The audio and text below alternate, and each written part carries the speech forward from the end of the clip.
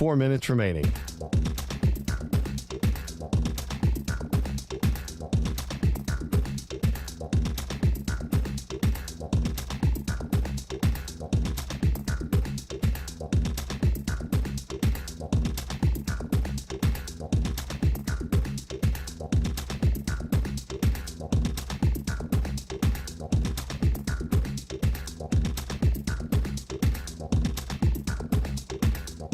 Three minutes, 30 seconds remaining.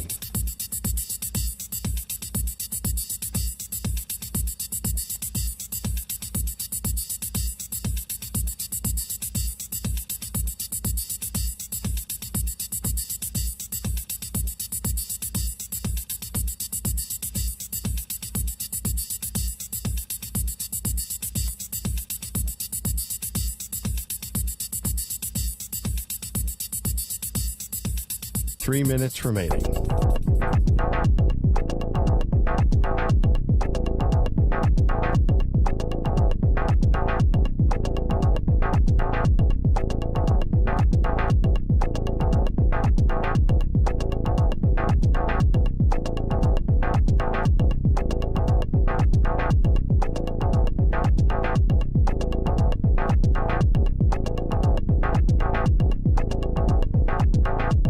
Two minutes, 30 seconds remaining.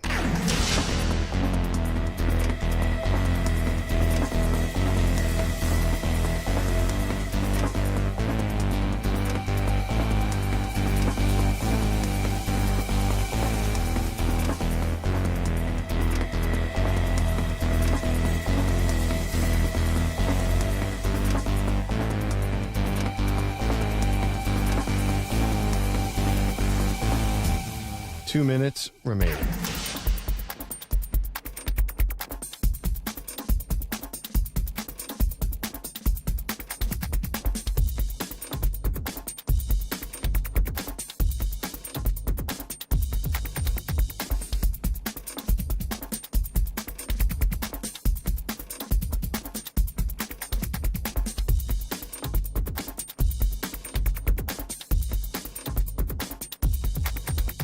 One minute, 30 seconds remaining.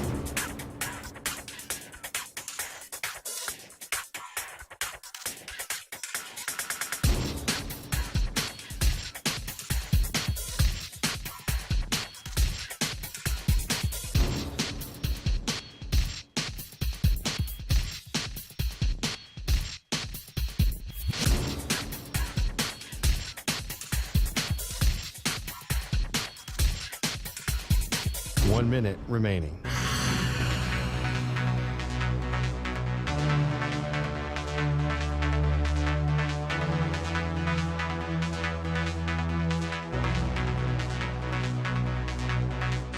Forty-five seconds remaining.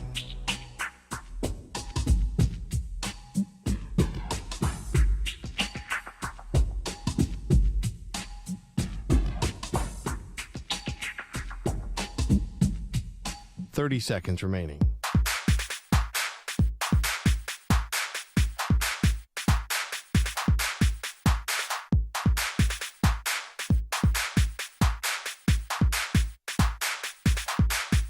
Fifteen seconds.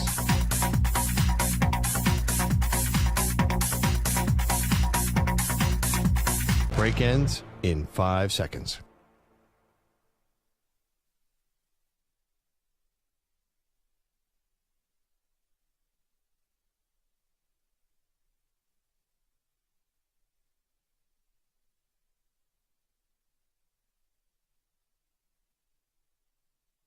To infinity and beyond.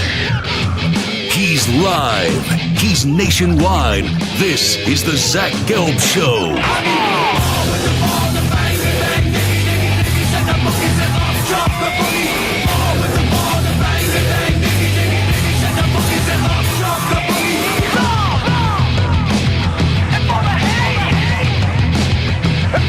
Here's your host, Zach Gelb. Live From the palatial yet not overly ostentatious studios of the Infinity Sports Network here in beautiful New York City, sitting on top of the 10th floor of 345 Hudson Street. Welcome on in to what is a Thursday edition of the Zach Gelb Show across all the great local Infinity Sports Network affiliates, SiriusXM, Channel 158, the free Odyssey app, and of course, streaming live on YouTube. 855-212-4227 is the number to jump on in. That's 855-212-4227. You could always get at me on Instagram, where I'm straight flexing, or via the good old cesspool of Twitter, X, at Zach Gelb. That's ZACHGELB.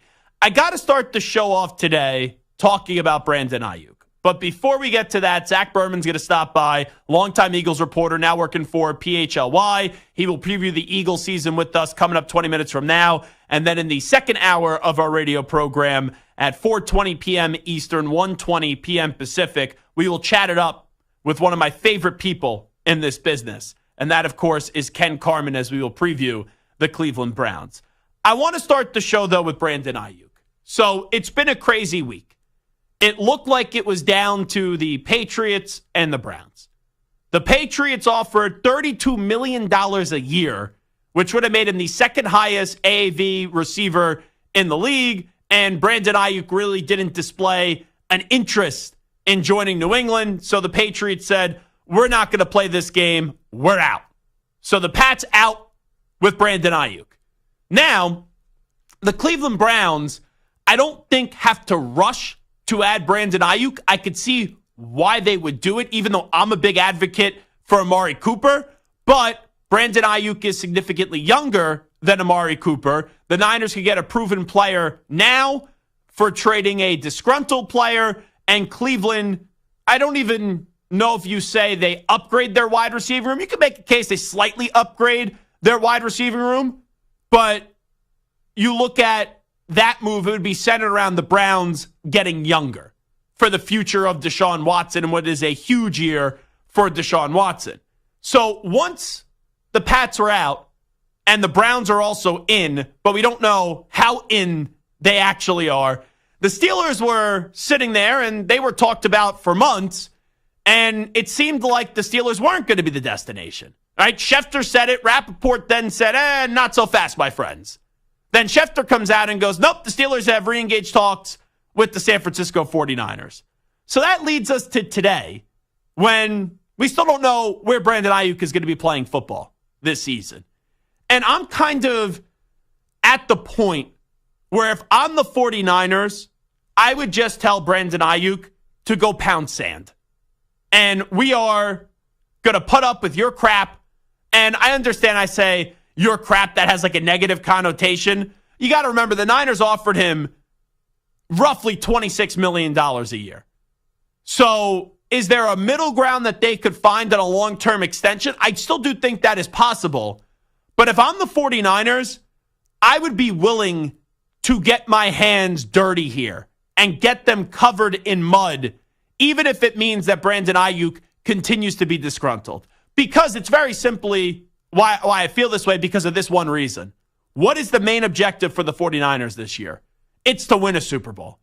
And they're not one of those teams that you have to talk it into existence, or you have to hope, or you think that like, oh, their upside is they can win a Super Bowl. They have been knocking on this door for the last few years. And we have seen twice in the big game now, that franchise up against the Kansas City Chiefs be up by 10 points and not be able to slam the door shut. So, as I sit here and I go through this and I look at the destinations, I don't think Cleveland is going to be the landing spot for him. I really don't. So if it's not Cleveland, what are the Steelers giving up that makes the 49ers better or at the same level than where they are currently right now? And the draft capital doesn't move mountains for me. The draft capital doesn't get me all that excited if I am the San Francisco 49ers, because I'm not in win next year mode or win 2 years from now or win 3 years from now. I'm in the business of winning this season. And can the 49ers win without Brandon Aiyuk? Sure, it's possible. When you have Trent Williams on your offensive line, depending on his contract, they'll find a way to figure it out. When you have Christian McCaffrey, who is also dealing with the calf strain right now. When you have Deebo Samuel, who is a very good player in this league, and we know all the talent that they have on the defensive side of the ball. So it is still possible without Aiyuk for the 49ers to win it all. But if you get rid of him, that's 1,300 yards that he produced last year just receiving the football. So you better be getting someone from the Steelers that gets you back into the same playing field where you were a season ago, which was in the Super Bowl and which was having a lead in the Super Bowl. And I look at the Steelers wide receivers. Who's the player of impact? Like, they're not trading George Pickens. That doesn't make any sense for the Steelers to trade George Pickens for Brandon Aiyuk. You want the both of them together. Because whoever your quarterback's going to be, Russell Wilson or Justin Fields, the Pittsburgh Steelers need to replicate the model of the Bengals, of the Dolphins, of the Eagles. That's what they're trying to do. And they don't have a big quarterback on their roster, but those three teams have their franchise quarterback, regardless of what you think of the quarterbacks, and they have two dominant wide receivers. Tyreek Hill, Jalen Waddle, A.J. Brown, Devontae Smith, and then obviously Jamar Chase and T. Higgins. So are the Niners going to give Aiyuk and get draft capital to the Steelers in order to go trade for, like, I don't know, a Van Jefferson? You know, you got to throw the rookie Roman Wilson in there, Quez Watkins, Calvin Austin the third. Like, these are the options that are there. So if you tell me that the Browns are giving you Amari Cooper, be willing to give you Amari Cooper, okay, I can listen. If you're telling me that, all right, the Patriots are maybe willing to give either Matthew Judon, I know that's on the defensive side of the ball, or Kendrick Bourne, all right, you know, Kendrick Bourne isn't Brandon Aiyuk, but he is familiar with San Francisco. It's like, who are the Steelers willing to give you? You know, is Van Jefferson the most attractive name on that list? If you're throwing out George Pickens, is it Roman Wilson? Like, that's no. I wouldn't do that if I'm the 49ers. And I saw that Diana Rossini put out there today that the 49ers haven't been satisfied with the offers they have received from the Steelers for Brandon Aiyuk. And this is from JPA Football. And they want to get a receiver back in order to move on from Aiyuk. That is per Diana Rossini. So there's a bunch of different information that is out there. And there are differentiating reports. But it's like, I'm not making that deal if I'm the 49ers. There's no way I'm making that deal if I'm not getting back a proven player. So I did see, just to give you the other end of this, because once again, you read one report and one report says one thing and then another report says something else. This is from Jerry Dulac.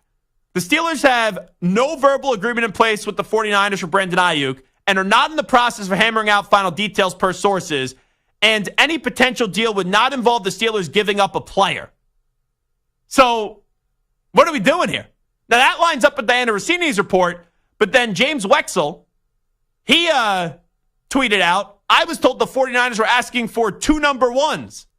That fits this report. Well, you get 2 number ones for Brandon Aiyuk.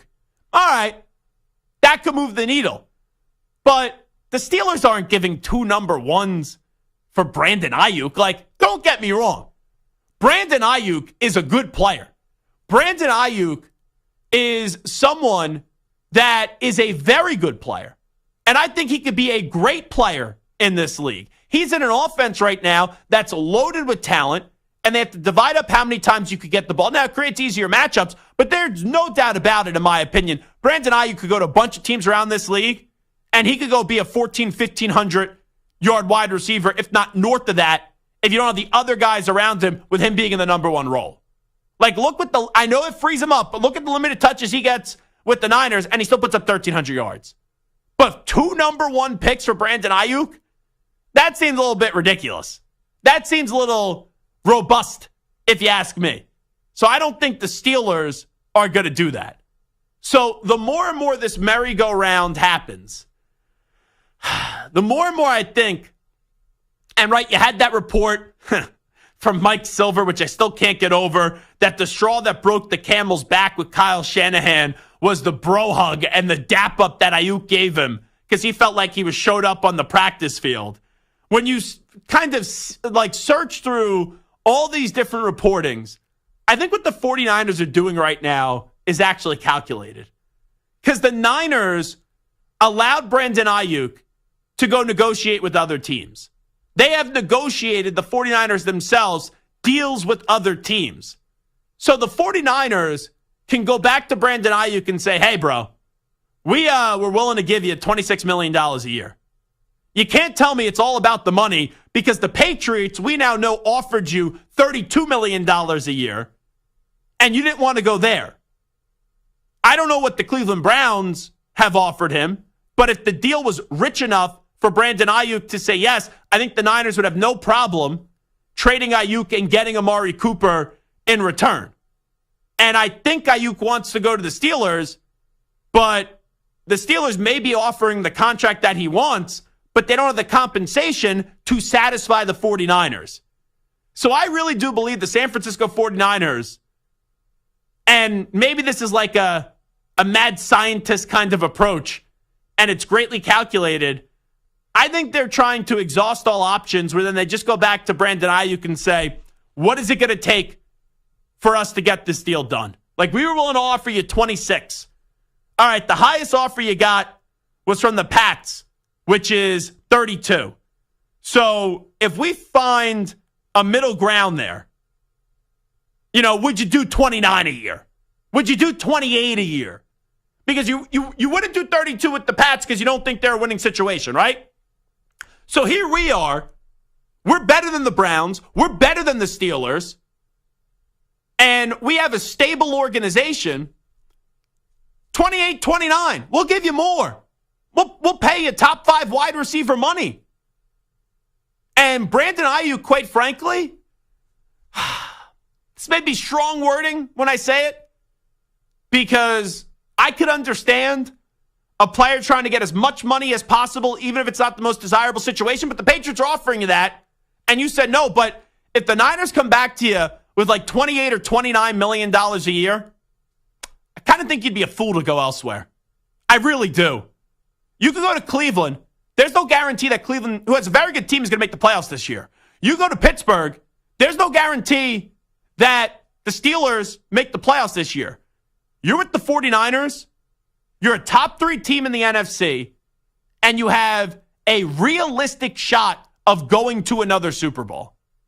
So the Niners, I would tell Aiyuk, hey, maybe not go pound sand like I said earlier, because I don't think that then ends in an amicable situation and it doesn't make Aiyuk want to get back to the negotiating table. But I think next week, if we still are sitting in this spot where a deal isn't done, you get John Lynch calling up Brandon Aiyuk and you say, hey, let's sit down. All right, we went on this for months now. This past week, you said no to New England, or New England pulled out because you didn't really want to go there. The Browns clearly aren't giving you the deal that you want, and we can't find a way to get a trade done with the Steelers. What's your number? What is it going to take to get us to have you back with the 49ers? And if he says, I want 32, what New England said, you then counter and say 28 or 29. And once again, Aiyuk would be a fool if he doesn't take 28 or 29 million from the San Francisco 49ers. I do think there is a path. And the more and more I think about this, I think the 49ers are using everyone here. And they're just telling Aiyuk to travel, and eventually he's going to reach a dead end. And then you got to go back to a spot where it's worked really well for you. And can you check your pride at the door? You'll still get compensated a lot. And it makes a ton of sense for the Niners to want Aiyuk back, and it makes Aiyuk, makes a ton of sense for Aiyuk to want to go back to the San Francisco 49ers. So you know what? I think it's between two things. Either the Steelers finding a way to get a deal done and get a trade done, which I don't know if that's going to happen, or it's him going back to the San Francisco 49ers. And the other day, I was in the spot of, it's it's going to be the Steelers. Now, as I sit here, and the more and more this goes on and nothing happens, if I'm sitting here by Monday and there's no deal done, I fully expect him to be on the 49ers for this upcoming season. All right, this is Zach Gelb Show on the Infinity Sports Network. The biggest story of the day yesterday was Jalen Hurts and Nick Sirianni and their lack of a good relationship. We will tap into the Philadelphia sports scene, the Eagles sports scene, with Zach Berman to preview the Eagles season next. But first, the biggest pro football contests in Vegas are back. Circa Survivor and Circa Million are now up to $16 million in guaranteed prizes. You have 2 ways to win and no rake. Circa Survivor contestants select one team each week with no point spread. If the team loses or ties, the entry is eliminated. You can only pick each team once in a season. Last the longest to win it all, with $10 million guaranteed. In Circa Million, make 5 picks against the spread each week for your share of $6 million guaranteed. Quarterly and full season payouts. The entry that does the worst even wins $100,000. You must register at a Circa Sportsbook in Nevada, Las Vegas, Henderson, or Sparks, Reno. And we are heading out to Circa, which I love going to. Barry's sensational, poolside swim with the stadium seating sensational, to Circa Las Vegas, and we'll be doing our show live from Circa on August 22nd and 23rd. Entries are now open and closed September 7th at 2 p.m. Visit circasports.com. That's circasports.com for details and rules. Must be 21 and present in Nevada. Paid for by Circa Sports. You're in a 4-minute break.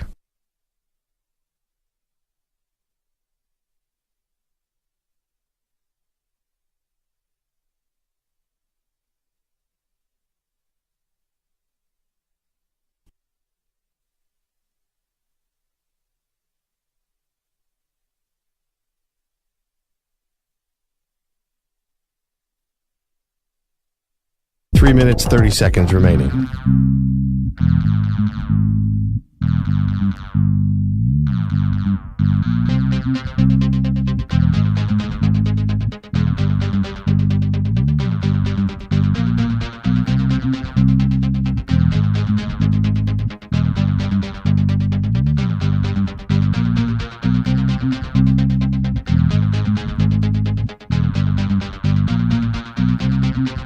Three minutes remaining.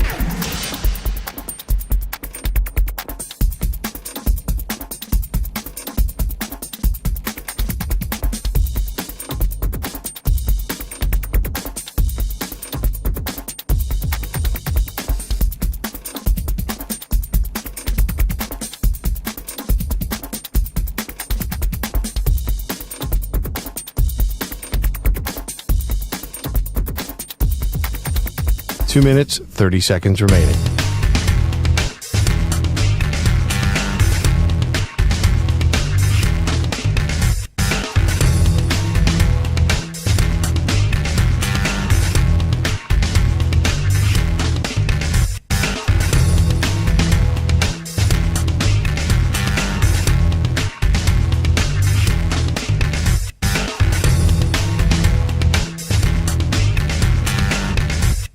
Two minutes remaining.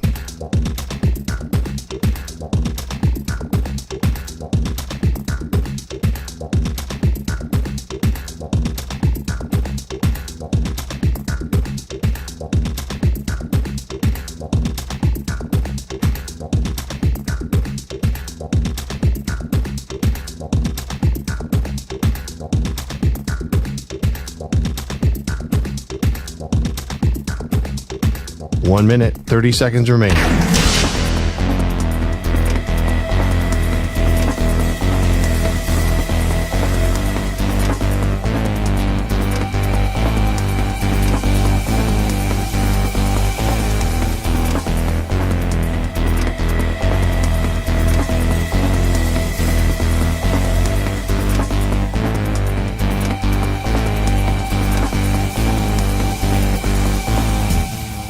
One minute remaining.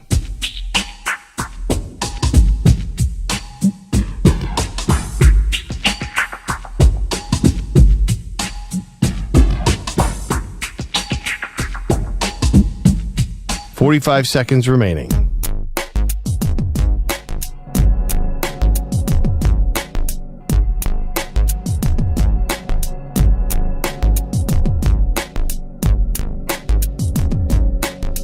30 seconds remaining.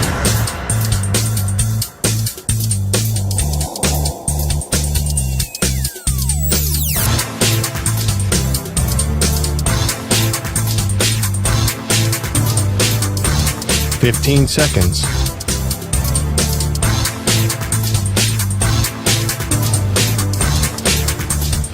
Break ends in 5 seconds.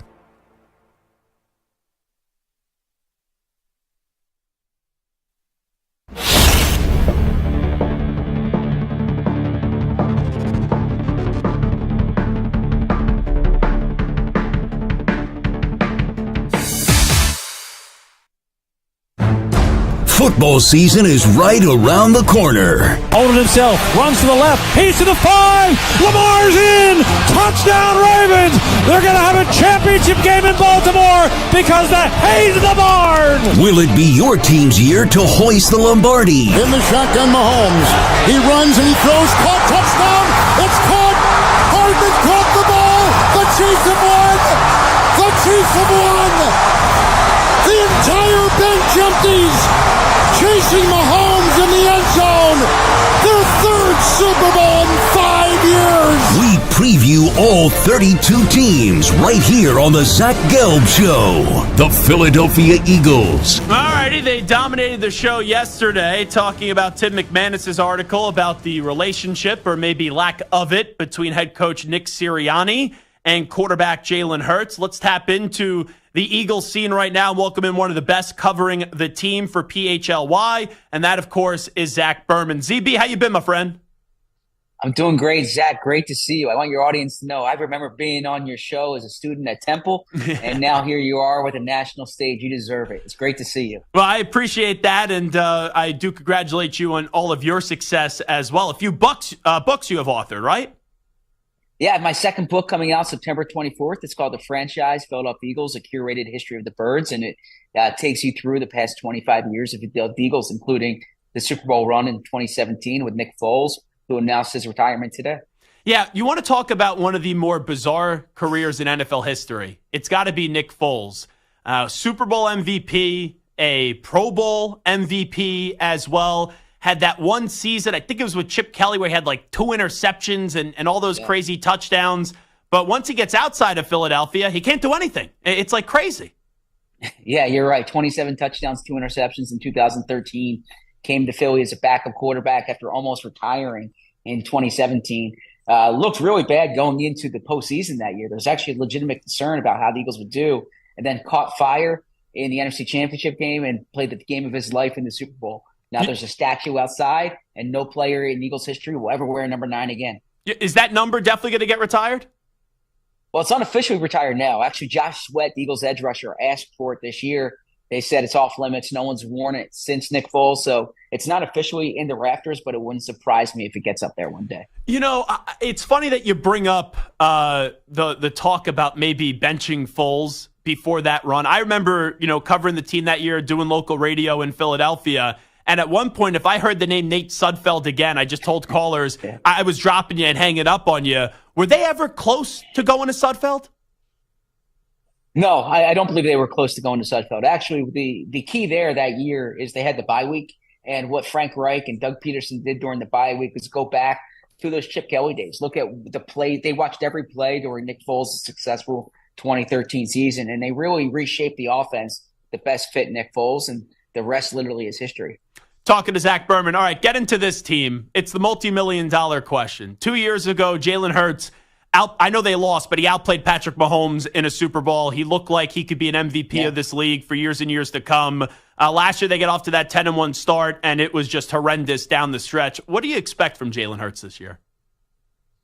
Well, based on what I've seen this summer, he's going to be really good. And then we've seen the talent in him, obviously. You mentioned the way he played in 2022. Even last year, which was a relative down year, he was still one of the better quarterbacks in the NFL. And if we had a conversation in November, you'd be talking about him as a potential MVP, right? They were 10-1, and he was scoring touchdowns. The problem last year was the interceptions, and there was a lack of cohesion with the offense. There was really a lack of direction, as Tim McManus wrote about in the story yesterday that you mentioned. But this year with Kellen Moore, Jalen has kind of this fresh start, and he's been outstanding this summer. 10 practices, has not thrown an interception yet. I mean, I've covered the team for 13 years. You don't typically see that. And what's interesting is it's not done simply by just checking down to running backs or being conservative. He's being aggressive with the ball. He's just putting it in good spots. And the key, he has a good offense here. He had a good offense before too, but I think this is really kind of filling in some of the blanks that wasn't there. And the key for Jalen Hurts that everyone needs to keep in mind is he's got, I don't want to say it's like being on the U.S. Olympic team, but he's got A.J. Brown, Devontae Smith, Saquon Barkley behind him, Dallas Goedert as his top tight end. There aren't many teams in the league, if any, that have these types of skill weapons. And so what Jalen needs to do is get rid of the ball quickly, find the guys in his offense, and when the pressure's there, use his legs because he's real dangerous that way. This team is going to be a playoff team. We all know that. I think they're going to win the division. Like you said, they're absolutely loaded on the offensive side of the ball. But can the coach and the quarterback coexist where we could see them playing in the Super Bowl like we did 2 years ago? So, like, how would you kind of describe their relationship right now? Because that could derail a team. A, I think they can coexist because they have. And B, I think they can coexist because – I think Nick is a really good coach. I think Jalen's a really good quarterback. I think that in any relationship, there's a lot of dynamics at play. Last year, both of them, I think, felt emboldened coming after Super Bowl season, and the results were not nearly as good as they've been for either of them. I also think that there can be, for lack of a better term, creative differences or tension between a coach and quarterback. We all know the Belichick Brady story. You've heard things about Bill Walsh, right? There's different dynamics at play. Ultimately, what you need to have is professional respect, and we'll see how that manifests itself this year.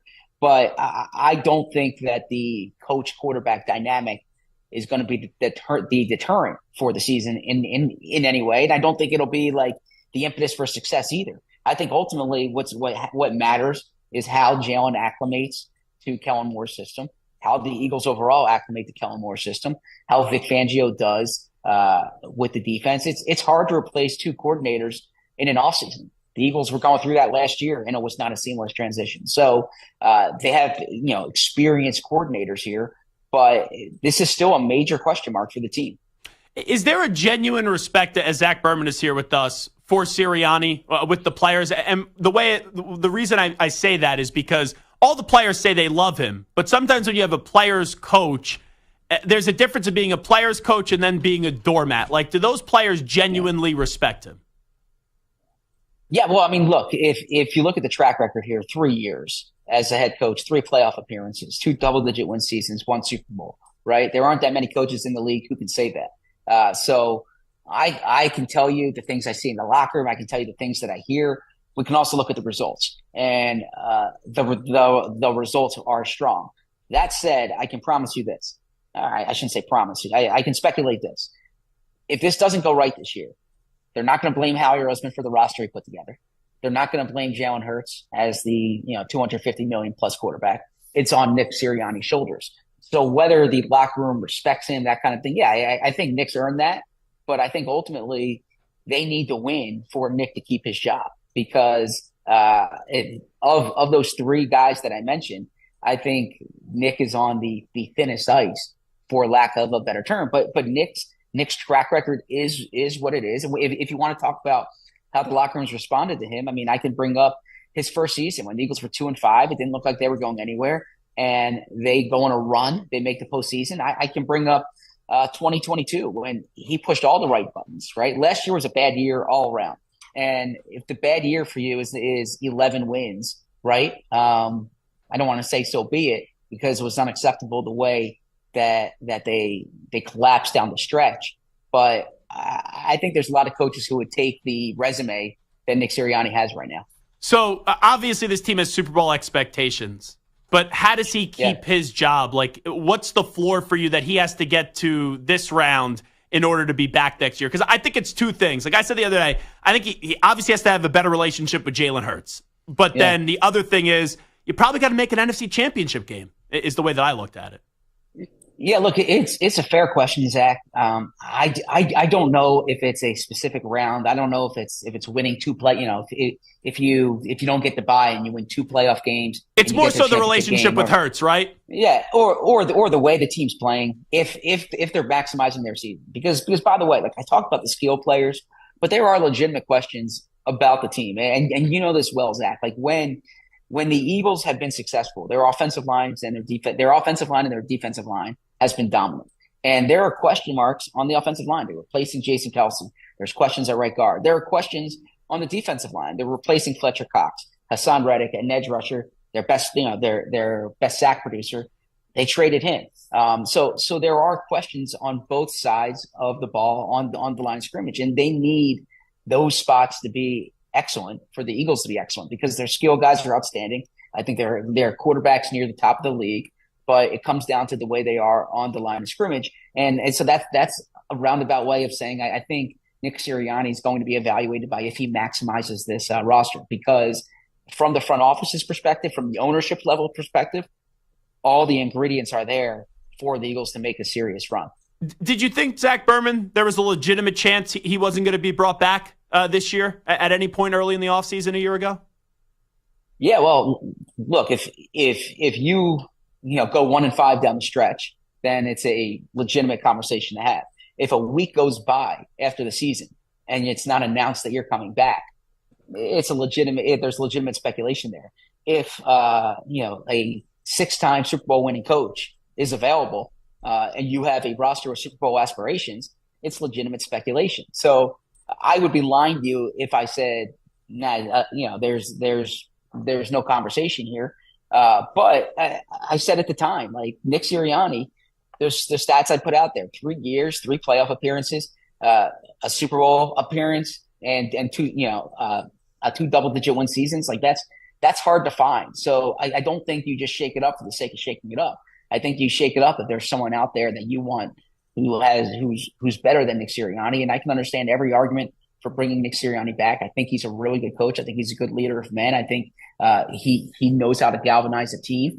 And I think they had some problems with the coaching staff last year, and they hope they rectified that this offseason. And let me be abundantly clear, because I don't want to be disingenuous. Like, hey, Nick Sirianni, when he got hired, exceeded my expectations, what he's been able to do in the last 3 years. With that being said, you talked about it.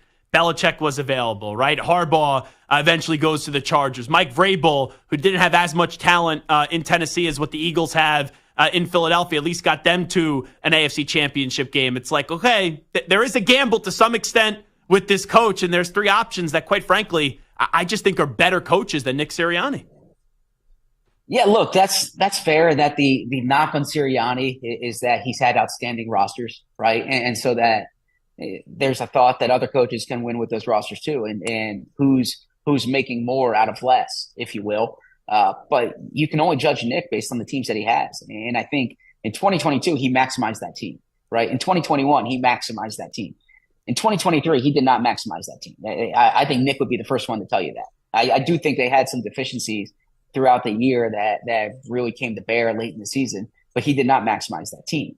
That said, I think that there's a lot of dynamics at play in Philly, right? Like the other thing you have to consider is the Eagles are not a coach-centric organization. I would say the Eagles are probably more of a front office-centric organization. Howie Roseman is more powerful than most GMs. They're a player-centric organization. I think their franchise quarterback has kind of more power and authority typically than or I shouldn't say authority, more power or sway than you see in some other places. I think relative to some other teams, like, Bill Belichick ran the show in New England. Sean McVay has so much power, obviously, with the Rams. Howie Roseman is such a central figure in the Eagles organization. And that's not atypical in sports. Like if you look in baseball, the front office carries a lot of the weight, right? Sure. But in football, it is relatively atypical. And that's the one concern I would have about Belichick. I think it'd actually be best for Belichick because you have an elite front office guy, and we all know Belichick's an elite coach. If you let both those guys do their jobs, it's a perfect 1-2 punch. Could Belichick, though, coexist with Howie, with how much Howie likes to control the organization? Yeah, I mean, I've heard there's professional respect there. Howie's done this for a long time now. He's thought of as a young GM because he was in his 30s when he became it. but that was 2010, right? And we're talking here in 2024, and how he's put together 2 Super Bowl rosters, right? So his resume speaks for itself.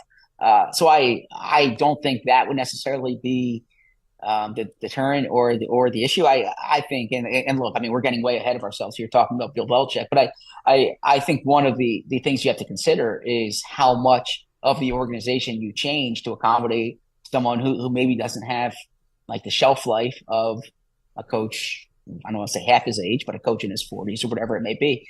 So that's look, Seth Wickersham, Don Van Natter from ESPN did an outstanding piece over the offseason where they looked at those dynamics. And I think those are all fair. But I think at this point, really, us talking early August, the Eagles entering a critical season. Like, this season's about Nick Sirianni now. But it's not a stretch to say that Bill Belichick shadow looms if the Eagles struggle. Last thing I'll ask you, Zach Berman, the way that Jalen, and we only hear excerpts, right? But the way that Jalen handled yesterday, where he was like, oh, why is this becoming a story now? Like, I get it. There, like, no disrespect to Tim. I respect Tim McManus a lot. I think a lot of us knew what was in that piece before, and the Wink Martindale thing did surprise me. But, like, I didn't love the way that Jalen necessarily handled it yesterday, because, like, the fact is, especially when you're playing in Philadelphia, where the fan base holds everybody accountable, that 10-1 storyline and trying to figure out what happened and what's going to be different this year from last year, that's going to follow the team all throughout the season until, fair or not, they hold up a Lombardi trophy. So how about how Jalen handled it yesterday? Yeah, look, Zach, I agree with you intellectually here. And like, if I was the quarterback, I might approach it differently. I can't speak for Jalen Hurts. What I can tell you, and covering him his entire career and being basically in the front row of every time he speaks, is that when Jalen speaks, I don't think he feels he owes the media anything, or like the answer that they want. You hear the term rat poison, right? Mm-hmm. He's got that Nick Saban approach to him there, and there have been times in the past. There was a game against Seattle last year, for instance, when he threw an interception on a play that went off script, and Nick Sirianni fell on the sword. Yeah, and I thought then, like, Jalen could throw his coach a bone there and take it, but Jalen's approach in those press conferences, typically, it's not to like he typically goes into those with something he wants to say, with what his message is going to be, with what his narrative is going to be, and his approach isn't I need to placate the person asking the question, right? Or I need to validate this story. And we can talk about what accountability looks like, but I think that there's an argument from Jalen's perspective that he needs to be accountable to his teammates. He needs to be accountable to his coaches. He doesn't necessarily need to be accountable to some short reporter like me sitting in the front row. I like the way that you put that. He is Zach Berman, Eagles reporter for PHLY. Make sure you check it out. They do great coverage, not only of the Eagles, but all the Philadelphia sports teams. ZB, appreciate it as always. Good deal. Always. Good talking to you, Zach. There you go. Zach Berman. No one more plugged in with the Philadelphia Eagles, really, than him, and I appreciate him giving us a little insight on the Eagles season. We will take a break. We'll come on back. We'll update some of the biggest stories in the world of sports with some audio in the news brief. But first up, with the latest Affinity Sports Network update, here he is, El Capitan, Marco Belletti. Infinity Sports Network Sports Flash. And Zach, we're sponsored by Progressive Insurance. Protect your home and auto. Save when you bundle. Get a quote at Progressive.com. Team USA in some trouble in the second quarter. They're trailing Serbia 41-25, 3:40 remaining before the half. This is the semifinals, of course. The winner will get France in the final. They were able to hold up Germany 73-69. One of the note from the Olympics, Noah Lyles took home the bronze, that in the 200 meters. NFL preseason underway. Pair of games on tap for tonight. You got the Panthers and Patriots, Giants and Lions. Now, reportedly, the Giants won't play Daniel Jones or Malik Neighbors. Doesn't mean we won't see some starting quarterbacks still playing in the preseason, and big-name QBs at that. Sean McDermott let us know that Josh Allen's going to see the field Saturday against the Bears. The ones will play. They'll play roughly a quarter, give or take. It's really, to me, it's getting them ramped up and ready to go for the season. It's an important step. Hard to simulate the speed of the game, and so getting that in preseason is important. Now, elsewhere, Nick Foles announced his retirement after 11 seasons. Baseball, Giants and Nationals even at 2 in the 8th in a rain delay. Brewers in front of the Braves 16-7 in the 9th. Mets lead the Rockies 4-0 in the 2nd, and the Padres able to hold off the Pirates 7-6. I'm Marco Belletti. The Infinity Sports Network is on your smart speaker. All you have to say is, play Infinity Sports Network. That's it. Play Infinity Sports Network.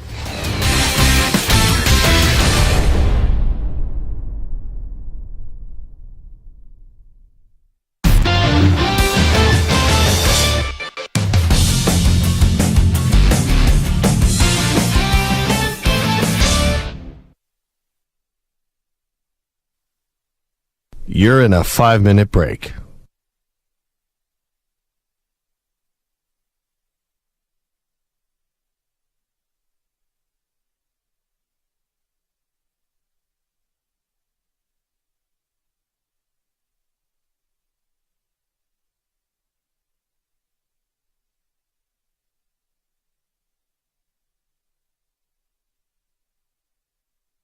Four minutes, 30 seconds remaining.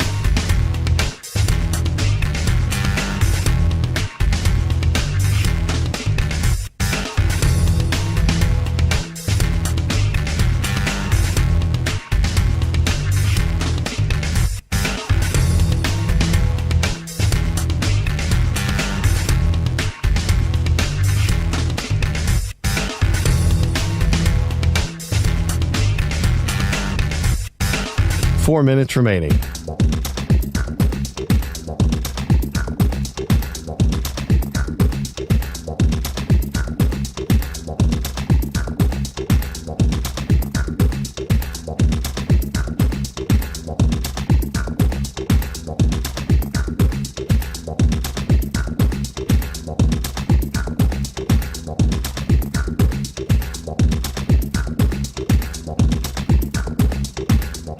Three minutes, 30 seconds remaining.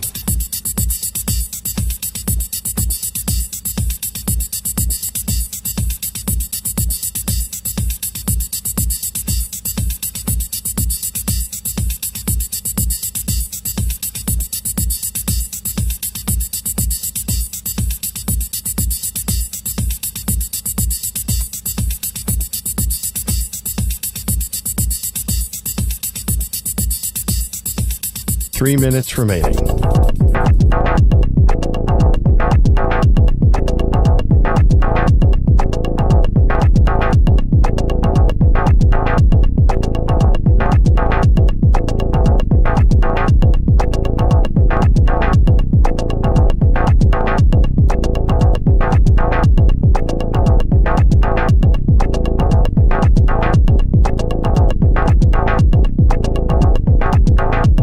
Two minutes, 30 seconds remaining.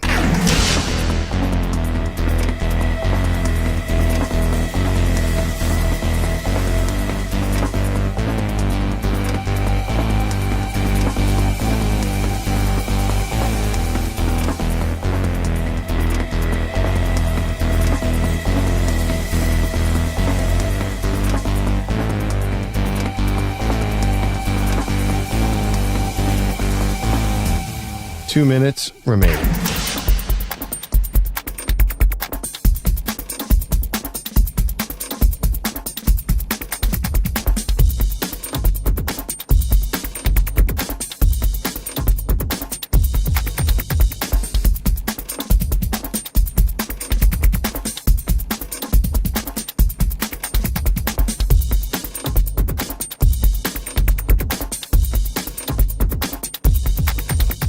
One minute, 30 seconds remaining.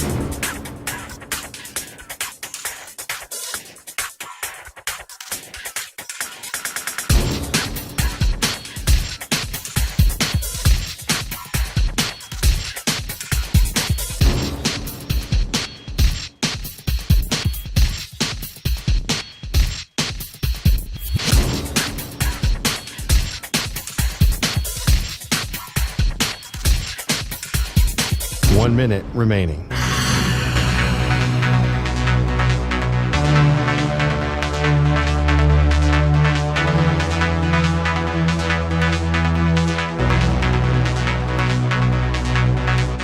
.45 seconds remaining.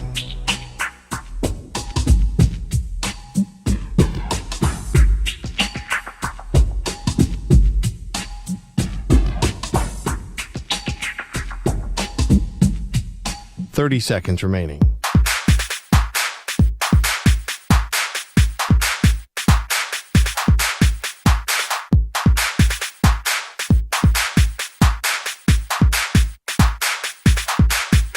Fifteen seconds.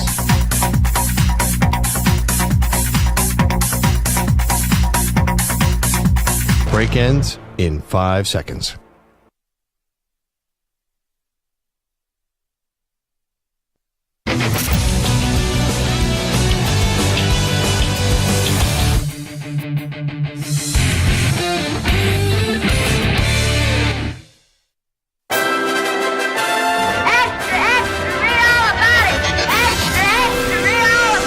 Time for your daily news brief. We get you caught up on the rumors, reports, and reconnaissance from the day in sports. And this portion of the show is sponsored by Hyundai's bold family of EVs that bring a new kind of energy to your journey. The Ioniq 5 and 5N Ioniq 6 and Kona Electric, the most electric EV lineup. Right now, Serbia is up 54-40 against the United States with 10 seconds left in the first half. If Nikola Jokic pulls off this upset, where right now he has 9.7 assists and 3 rebounds, and they punch their ticket to the gold medal game and then win gold, even if they don't even win gold, like if they just pull off this win, I don't see, and right now I think Nikola Jokic is the preeminent player in the league, but if he does this after already having an NBA championship and 3 NBA MVPs, I don't see how anyone says he isn't the best player on the planet. Like, the conversation's usually between him and Giannis Antetokounmpo. But Nikola Jokic pulls off this upset against Team USA. Holy smokes. LeBron's doing the too small right now after I think he got an and one. Dude, you're down 54-42 when everyone thinks you're going to win. That was some celebration by LeBron. All righty, let's start off this news brief with Nick Sirianni. Here was Nick Sirianni on repairing his relationship with Jalen Hurts. Go through all the same processes that we go through after each year, and Jalen and I are in a really good place. Every relationship that you have needs work that with everybody, and we've always continued to try to work at that. He sounds like a husband that's in couples therapy. You know, every relationship could be better. We're in a solid place, and we're working on things right now. We may need a therapist between Jalen Hurts and Nick Sirianni. Hey, is there any chance this relationship's going to get saved? That's what I need to know. You got to talk to some therapist. Great press conference moment with Jameis Winston. Let's listen up to the Browns' backup quarterback. I think that's one of the things that a lot of people forget. When you can go out, you can see practice, you can knick-knack, this, that, paddywhack, give a dog a bone. Deshaun Watson is going to turn it on. He always going to find a way to shine when the lights come on. Man, I just rhymed. Can I leave off that one? I know that one going to hit. No, it's great that you got a hype man in Jameis Winston, but Deshaun Watson has not been a great quarterback on the field in a long time. At least 3 years. No excuses for Deshaun Watson. We'll have more on him coming up later on in the program. Mike Tomlin, is your quarterback competition actually open between Russell Wilson and Justin Fields? Would you still categorize this as a quarterback competition? If it is, how do you weight what happens on the practice field here versus what happens in the stadium? Very much is a competition. What happens in stadium is weighted heavier than what happens in a practice setting because it's more game-like. Here's the thing. Justin Fields, I want to see him play. But it's going to be Russell Wilson. If there's ever a moment, though, where the Steelers are struggling, though, you wonder how short the leash is on one Russell Wilson. So yesterday, we told you about this Athlon sports reporter who I wondered if he even did exist, and I questioned his credibility. And he went on with Dan Le Batard. So this is Steve Corder with Dan Le Batard yesterday talking about some of the details from his article. It's rampant there. There's a video that's circulating that I actually found after the piece where they're asking, I believe it's Bucky is going around asking who's the most strapped on the team. And people are giving their opinions. It's not just one person. It's multiple people. I found a video also last night of Travis Hunter and Dion fishing, and there's a gun in plain sight while he's fishing. So it seems like it's just part of the culture. So when you hear that, like, who's the most strapped on the team, you're thinking they're like saying, oh, who has the most guns on the team, right? That would be the thought. And I've always told you, I'm not saying everything this guy Steve Porter reported is false, but I have great skepticism in his reporting. So these were some investigative reporters, I guess, on Twitter. Someone found out the video that was called into question here, and you judge. Here you go. You know who deserves Straps of the Day award? Who's the Straps of the Day? Who be getting strapped all day? I'll go interview him too.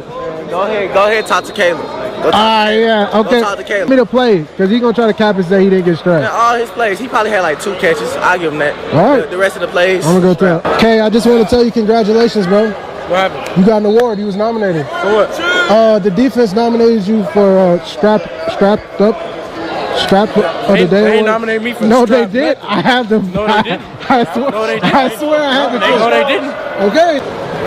They said you have some type of award called getting strapped up. That's what I'm saying. That wasn't for me. So I'm asking you, are you accepting the award or no? No, I don't. Why would I accept that award? Why would I do that? Yeah. I don't think they're saying, oh, this player has the most guns. You know, it sounds like an award and a little fun and a joking environment there.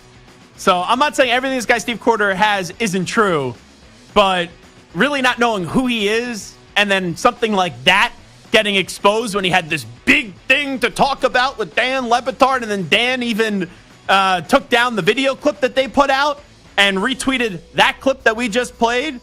It makes you say, kind of have to throw most of this article in the trash. It's tough for me to take any of it really seriously now. All righty, let's go to Steven Adams. He had a great story about KG trash-talking him when he first entered the league. This is on the Morning Shift podcast. My confidence wasn't high, man, so I wasn't like trying to get torn down, bro. No, because he's the man with the... He talks, bro. So I was what was he saying? What was he yapping? Was he trying to say like something? He was talking to someone because Kendrick Perkins and KG played together. Yeah, in Boston. You know what I mean? So like they started mouthing off. Oh, you know what I mean? And then I was coming in, he was like... To back up. Look. Yeah, so like, yo, look at them. Okay, and he was just like... Said something, I was like, oh, bro, no English, bro. So, no English, bro. And then he was like, and then just didn't say anything. I was like, thank goodness, bro. That would have ruined me, bro. I would have cried. That's amazing. Just because we know KG is a legendary trash talker. And at times it's been reported on how he may cross the line even for trash talking, right? And go to a level that he shouldn't go. Steven Adams is like, I don't want to deal with this. So I just don't speak English and don't even waste your time. And KG's like, oh, okay, that's fair. You know, I could say all this stuff. He won't even understand what I'm saying. Absolutely unbelievable. Serbia, by the way, at half is up 54-43. We'll see if the USA could come on back or if Nikola Jokic will be going up against France in the gold medal round. As we are currently in the semifinals, France has already punched their ticket.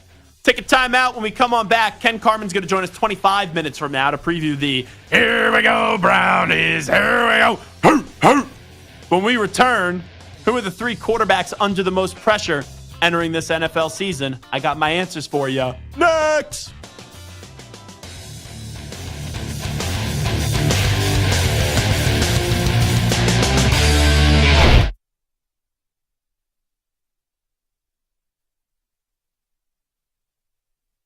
You're in a 5-minute break.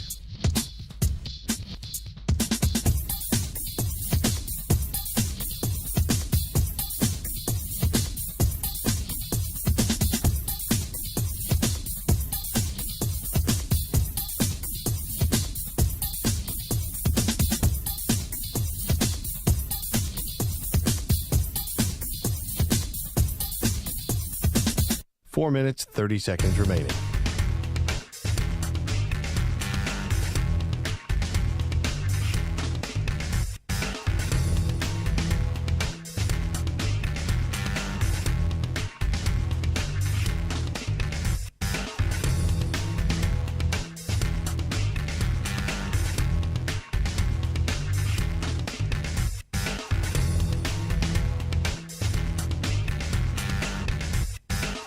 4 minutes remaining.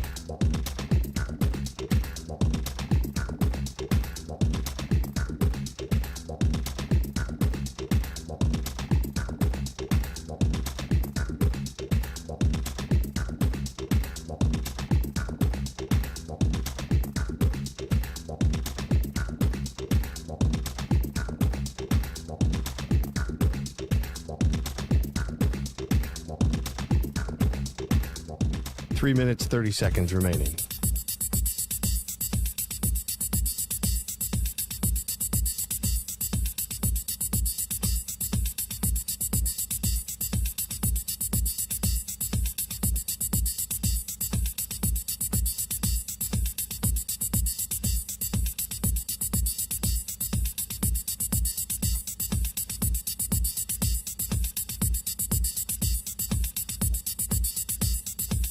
Three minutes remaining.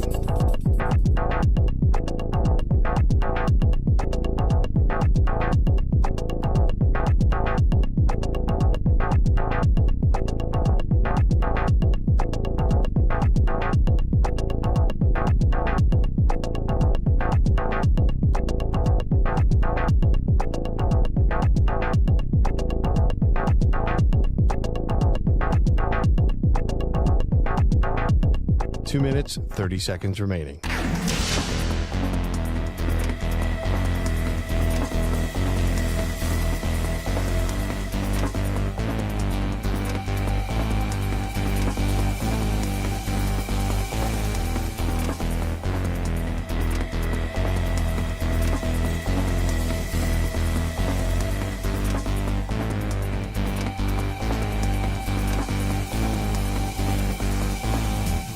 Two minutes remaining.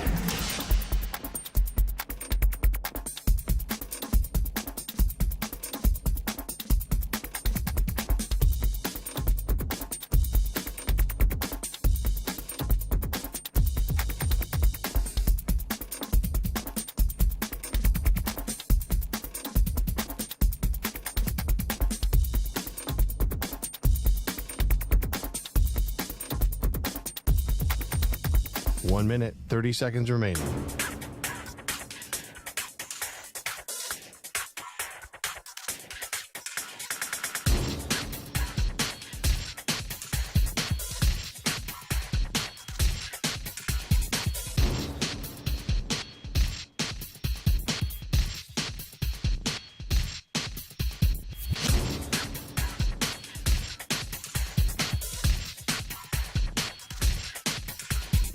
One minute remaining.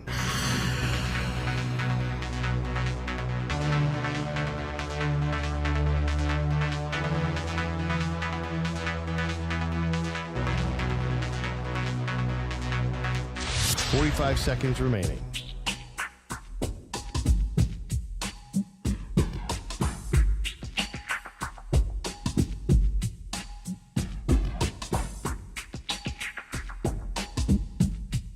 Thirty seconds remaining.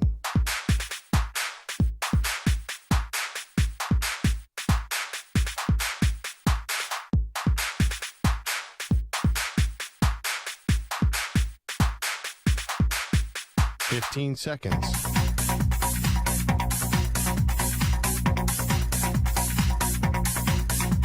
Break ends in 5 seconds.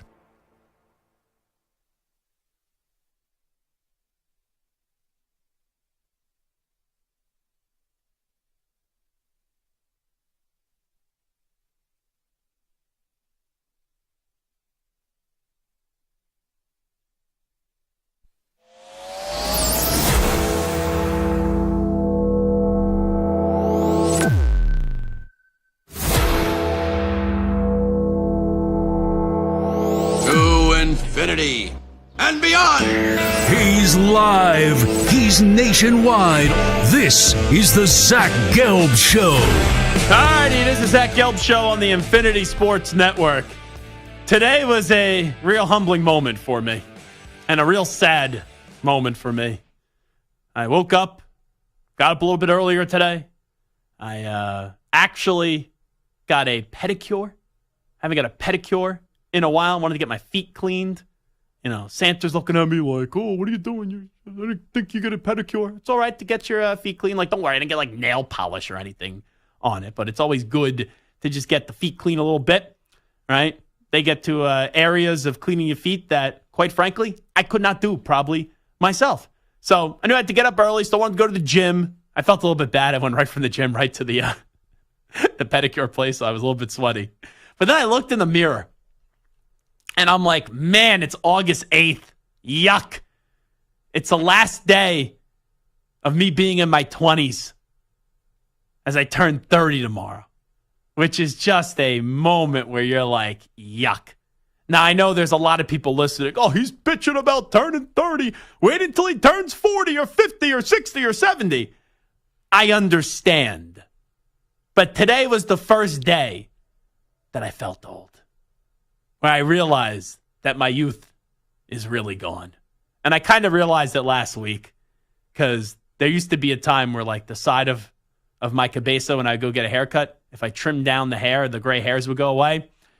Now that has fought through and they've just expanded all over my cabeza. So gray hair, fewer hairs, if we're being honest. And going from 29 to 30 tomorrow, just absolutely terrible.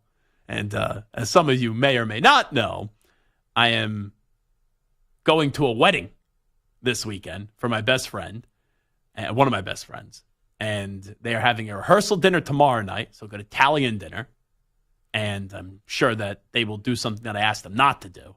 I'm sure they will get me a cake and sing happy birthday, which like in a big setting, I am not a big sing happy birthday kind of guy. I like to sing happy birthday and go like all baritone voice on people when it's not my birthday. When it's my birthday, I think that's one of the more cringeworthy things. Like 2 weeks ago, we went out, my family, to celebrate the birthday because I knew I had the wedding coming up, and the following week I'm doing something with my friends. So it's like turning into like a birthday month, which is just way too much. But my family would have like hated me, or they would have been very upset with me if we didn't go out and have a nice dinner. So they sang happy birthday, and I was like, ugh, I just didn't want to have any part of it. Thankfully, my mother actually put a birthday hat on my niece, who's like adorable year and a half, and everyone thought it was her birthday. So that was good. So like all these old ladies are coming up to the table, oh, happy birthday to the little one. And I'm like, not the little one's birthday, but that's fine if you want to think that. So I'm sure they will sing happy birthday to me tomorrow night, which I'm not looking forward to. And then Saturday, I'm actually officiating the wedding. So I thought I just had a one-day wedding license to officiate people in the state of Rhode Island. I have that wedding license. It is active starting today, and it goes through August 12th. So if you're in Rhode Island, the state of Rhode Island, you're getting married on the 11th or even the 12th, I could perform and officiate your wedding if you want. So you have more and more life moments that you just feel older and older and older. And I will say this. The week after that, big steak dinner. That's what we're doing with my friends. We're going to Fogo de Chao, and then I'm squeezing in 2 Springsteen concerts. It's crazy how quickly the summer did fly by. As you guys know by my schedule recently, most of my vacation is in the summer. Like I've taken almost starting July or late June, like almost every Friday. I worked last Friday, but almost every Friday off. And I'm looking at the calendar. All right, I'm off this Friday. Then I come back and I'm working the 12th to the 15th, and I'm off on the 16th. Then I'm off the 19th and the 21st. I'm on the 20th, sandwich in between. Then we're in Vegas for the show the 22nd, 23rd. And then the last week of August, I'm off that Tuesday because I think I'm going to something pretty cool that I'll talk about as we do get closer. And then once Labor Day hits, it's all to football. And to me, from a radio perspective, there is no better time to be in radio than the football season. And, I work 6 days a week in football season. So I get my vacation in the summer, but it's crazy because I have all these weekends filled up. You feel like summer's over because I have all these obligations to attend and things to do. So it's crazy how quickly this summer has just flew by. Now, I got to the beach a few times, but man, I don't even remember summer right now. It's basically, I hate to be the bearer of bad news, right? Like you just tuned into the show for the first time, this decrepit 30-year-old talking about his gray hair and how quickly summer has flown by, but it's true. We got basically 3 more weeks, and then once after Labor Day happens, boom, summer's over. It's over. The way I consider summer. But then we got NFL and college football, and I can't wait for that. There's nothing in this business like coming off a weekend when you got great college football games on Saturday and great NFL games on Sunday. So buckle in, fasten those seatbelts, because once September comes, this show just gets crazy with football, and more football. All righty. I will say, through the offseason, which does have the summer as well, I think the 2 quarterbacks we probably talked about the most this year, this offseason, have been Dak Prescott and Tua Tagovailoa. And Tua eventually got his deal. Dak Prescott has not got his deal. But I was thinking about it this morning after I got that pedicure, went to the gym, looked in the mirror, realized I'm turning 30 tomorrow, and then said, okay, I got to eventually shower. And when I got out of the shower, I had a thought about pressure for NFL quarterbacks this year. And I said, who are the 3 quarterbacks under the most pressure this year? And we talk about this all the time. You could define pressure in many different ways. Like, there's pressure that you lose your job. There's pressure to win a Super Bowl. And you won't lose your job if you don't win a Super Bowl. There's pressure just to perform well. But on my top 3 quarterbacks under the most pressure this year, those 2 quarterbacks that we talked about the most in Dak Prescott and Tua Tagovailoa, neither I put in the top 3. If it was top 5, maybe. But top 3? No. The 3 quarterbacks under the most pressure, and we'll talk about why in just a second. It is Deshaun Watson 1, it's Jalen Hurts 2, and it's Aaron Rodgers 3. So now let's get into it. Why Deshaun Watson 1? He has a fully guaranteed contract. So his first year in Cleveland, he wasn't eligible to play until the final 6 weeks of the season because he was suspended for, I believe, the first 12. Then when they got back, it's not like he popped off in a condensed sample size. So last year was supposed to be the year. He never looked great, dealt with a bunch of injuries, then was out for the year. In his absence, when they went through quarterback after quarterback before landing on Joe Flacco, the Cleveland Browns made the postseason. There were questions going into last year, and I feared that Kevin Stefanski was going to lose his job because Deshaun Watson would force him out. But you can't force out Kevin Stefanski now. He's been a great, not a good, a great football coach for the Cleveland Browns. 2 Coach of the Year awards, Kevin Stefanski. Has taken the Browns to the playoffs twice. So you look at what Kevin Stefanski has done in Cleveland. Yeah, there's no, okay, you got to get rid of Kevin Stefanski now. Not only is the quarterback under the most pressure, I think he's the player under the most pressure this year. Because we have now shifted many years from last seeing Deshaun Watson be a great quarterback in this league. And I remember, the last year he actually played in Cleveland when they had 4 wins or so. And people are like, oh, those are empty stats. 4,823 yards, 33 touchdowns, and a completion percentage of 70.2. Why would you trade for that quarterback before we knew everything that was accused of him off the field? Why would you trade for that quarterback in a 4 or 5 win team? And I'm like, guys, Bill O'Brien ruined that team. It wasn't Deshaun Watson at the time. But that's now 2020. 2021, he was out the entire year. He was almost out for the entirety of 2022, and he didn't play much in 2023 because of the injury.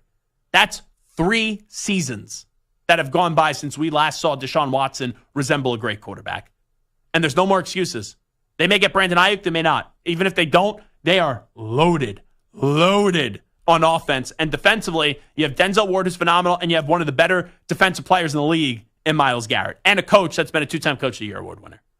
No excuses for Deshaun Watson. I put Hurts in at second over Rodgers because there's greater expectations in Philadelphia than there are in New York. Now, New York, they don't have as much time, but this is now turning into a sticky situation where Eagles fans are still annoyed with what happened last year, and deservedly so. That team was 10-1. When they beat Kansas City, no one's thinking that team was going to bottom out and be a dreadful team down the stretch. They even had that crazy come-from-behind win, in over. I was there Thanksgiving weekend against Buffalo. They had some crazy wins. where they were able to pull a rabbit out of the hat. And they were 10-1 coming off a Super Bowl loss. And that team won one lousy game down the stretch. And now you have an issue where last year Hurts and Sirianni didn't see eye to eye. And now can they rectify or just simply be professionals? Because you got two guys that both had great success that led them to a Super Bowl appearance. And last year, egos and a lack of chemistry got in the way. And it's not like the Eagles sat on their hands this offseason. Where sure, Jason Kelce retired. Fletcher Cox retired. They traded Hassan Reddick to the Jets. But they went out there. They got Huff. They got Saquon Barkley. Like, you have a team that when you look at it up against the NFC, really only argue that maybe two teams are better. The Lions and the Niners. And even that is up for discussion. So Jalen Hurts 2 years ago outplayed Mahomes in the biggest game of the year, the Super Bowl, even though they lost. Looked like an MVP. To start last year, they were off to a great start, and he was getting MVP talk. But then down the stretch, that boat that they were driving Sirianni and Hurts flipped over. It capsized. And now, guess what? Jeffrey Lurie and Howie Roseman said, we replaced the boat. We got you a yacht. All righty? You guys drive it again. See what happens. You can't have when you're driving the boat, right? The two captains basically wanted to kill one another. It just can't happen. Because if you repeat what you did last year, or if you can't get on the same page, Hurts, he will win out because he has the contract. Sirianni will go. But then that will make Jalen Hurts a villain. Because now you have a scapegoat in Nick Sirianni. But then a year from now, if you have still underwhelming play, there's nowhere to hide. You got the contract. I believe Jalen Hurts can be great. But now he's got to show that he's more the quarterback from 2 years ago than the quarterback than what he was last year. And then the final answer is Aaron Rodgers. Time is ticking on the career of Aaron Rodgers. If Aaron Rodgers retired tomorrow, we would say all-time great quarterback, top 10 quarterback of all time, first ballot Hall of Famer. But with how early he won his first Super Bowl championship, how he didn't get back to another Super Bowl is crazy. You know, forget even winning another Super Bowl. How he didn't get back to another Super Bowl is absolutely crazy. And it'd be one of those careers where it would be filled, right, with like great words of praise, but there is a yeah, but to it. And Rodgers now coming off the Achilles injury where his season ended 4 plays into a season. Heck, I talked to Steve Young last year on this show, and Steve Young was giddy about the Jets. Like fat kid in a candy store. He loved what the Jets were doing. And that evaporated into thin air 4 plays into the season because the quarterback tore his Achilles. You know, ruptured his Achilles. So now you have Rodgers with Breece Hall, Garrett Wilson, an improved offensive line, and a stud defense. There's pressure on Aaron Rodgers to win. But when I look at putting Rodgers 3 and Hurts 2, I just think there's greater expectations for the Eagles than the Jets because the Jets also play in a more loaded conference. So those are the 3 quarterbacks that I have under the most pressure this year.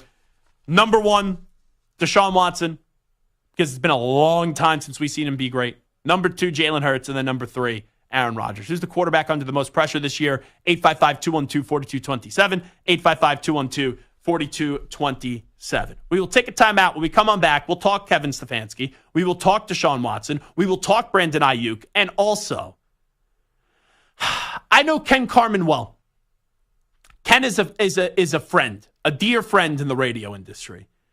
If I know Ken Carman the way that I think I know him, if Ken Carman is a true, great Cleveland Browns fan and a great American, then when it comes to this idea of the Browns' new stadium being a dome, he will destroy that idea.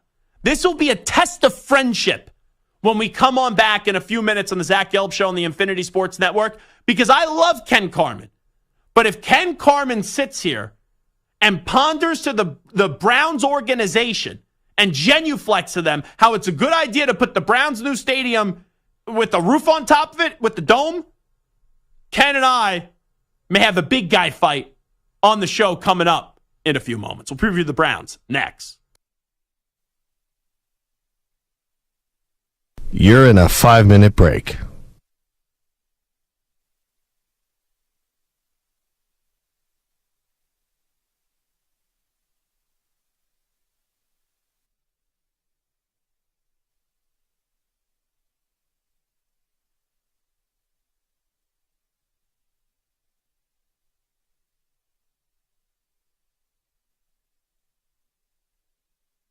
Four minutes, 30 seconds remaining.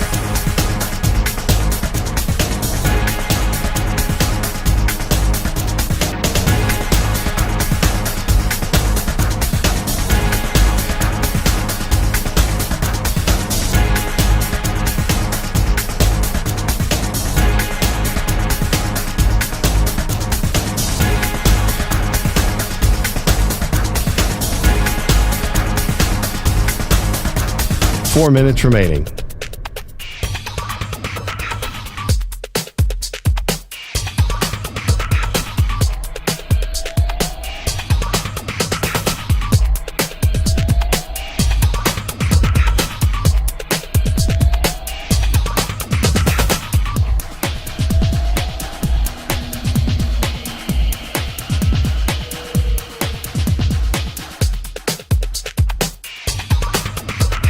Three minutes, 30 seconds remaining.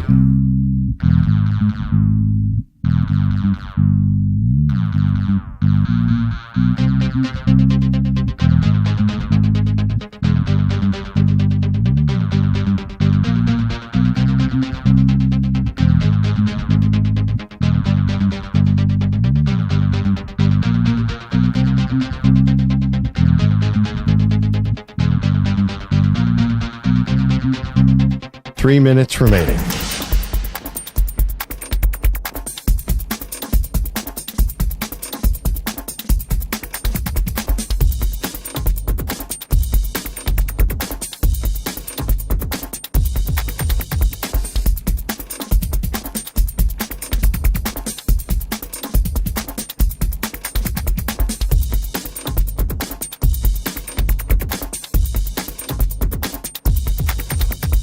Two minutes, 30 seconds remaining.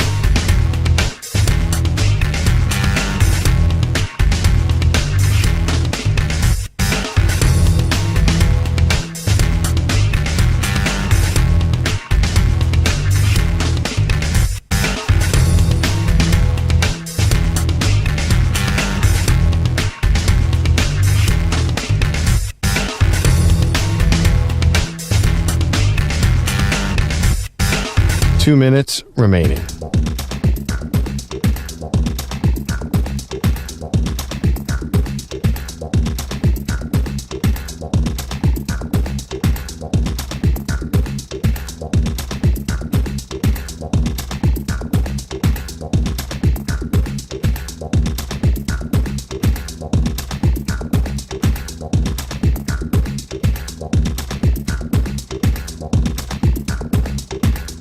One minute, 30 seconds remaining.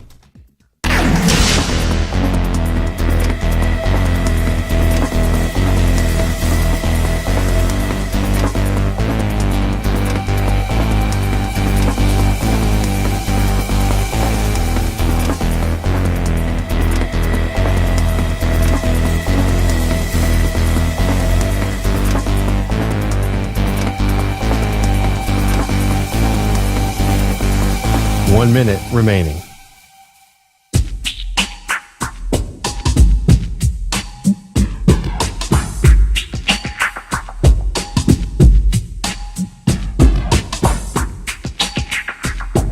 .45 seconds remaining.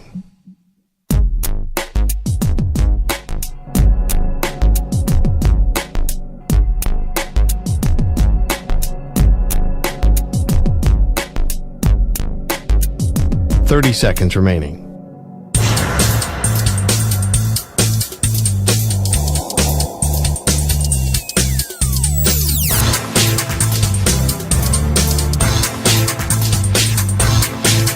.15 seconds.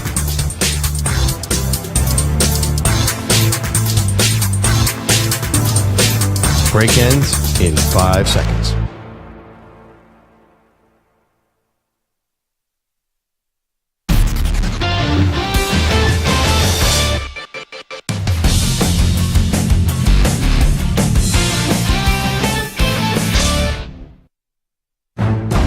Football season is right around the corner. Holding himself, runs to the left, he's to the 5.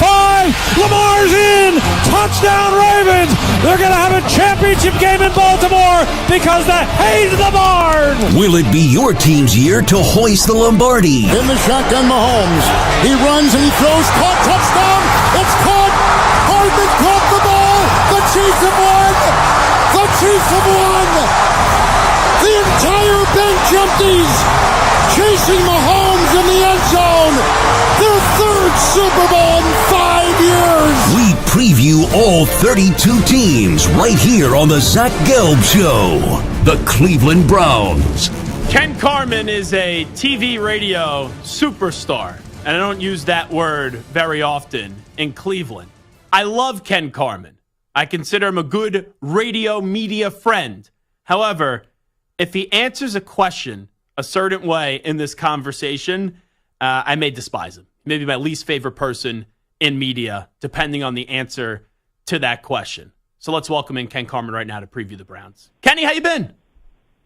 Well, I guess I'll just see you in hell then, won't I? It's a possibility because I think of you as a perfect representation of the Cleveland Browns fan and also a great American. You are not in favor of a dome stadium for the Cleveland Browns, right? Oh, hell yes, I'm in favor of a dome stadium for the Browns. Oh, my God, Ken. Oh. Do you hate America? Gelb. Do you hate the dog pound? Wait a minute. Did you grow up a Giants fan? No, I'm a Patriot fan. Oh, okay, that's right. I forgot about that. Sorry. You're right. Wait a minute. Hold on. I got a FedEx truck here. We got backup. I'm pulling into the TV station. Okay, hold on. Let me tell you why I'm in favor of it, all right? Okay. First off, it's 2024. Second of all, I have been to a lot of terrible, terrible, terrible weather games at Cleveland Browns Stadium. And it's me and about 6 of my friends. I want a full stadium. And also, Gelb, you know this. And I'm sorry, I forgot you grew up a Patriots fan. You know this. The price of tickets ain't going down. It's only going up. The people might as well get the most for their money. If they're going to pay an exorbitant fee to go to Section 537 and sit up there, they might as well be able to take their jacket off while they do it. Ken, it's one of your worst takes ever. When I think of the dog pound, I think of great fans, always there, even if the team sucks, rain, sleet, or snow. They're still great fans. Are Browns fans getting soft? Are you getting soft with old age? No. This is professional football. This isn't a Norman Rockwell painting, Zach. Okay? And second of all, what advantage has the weather given us? We haven't won a title in the division since 1989. We have the worst weather in the NFL, arguably with the Bills. Oh, that's because you guys, up until Stefanski, you can't hire a coach. You know, that's a little different. He's a good coach, and you are right. Up until then, we could not. Well, Penton was okay. Jackson he was a mess, but I can't say nothing about him because you like him, so, whatever. Anyway, you got to. It's a premium price anymore. You got to do what's right by your fans. You got to do what's right by your customers. Then. Yeah, you know what it is, Ken? You're now more of a TV guy. If you were only doing radio and not doing TV, you would never advocate for a dome. You know it, and I know it. That's you know it, and I know that's untrue. What do you want? Untrue. Shrimp cocktail and caviar now getting served to the dog pound during these games? I've never had caviar in my life.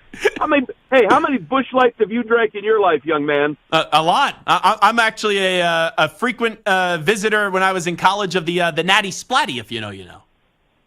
Oh, my Jesus. Okay, first off, I'm the one who's 38, and I stuck with the Busch Light after college, so I don't even want to hear it. Brother, I was born on the bottom shelf. I was raised on the bottom shelf, and I will die on the bottom shelf. Roof or no roof on the stadium. Here's the thing. When you guys sucked as a football team, I think you guys are better fans. Yeah. Now you guys get a taste of winning, and you want to be penthouse fans. I just don't like it.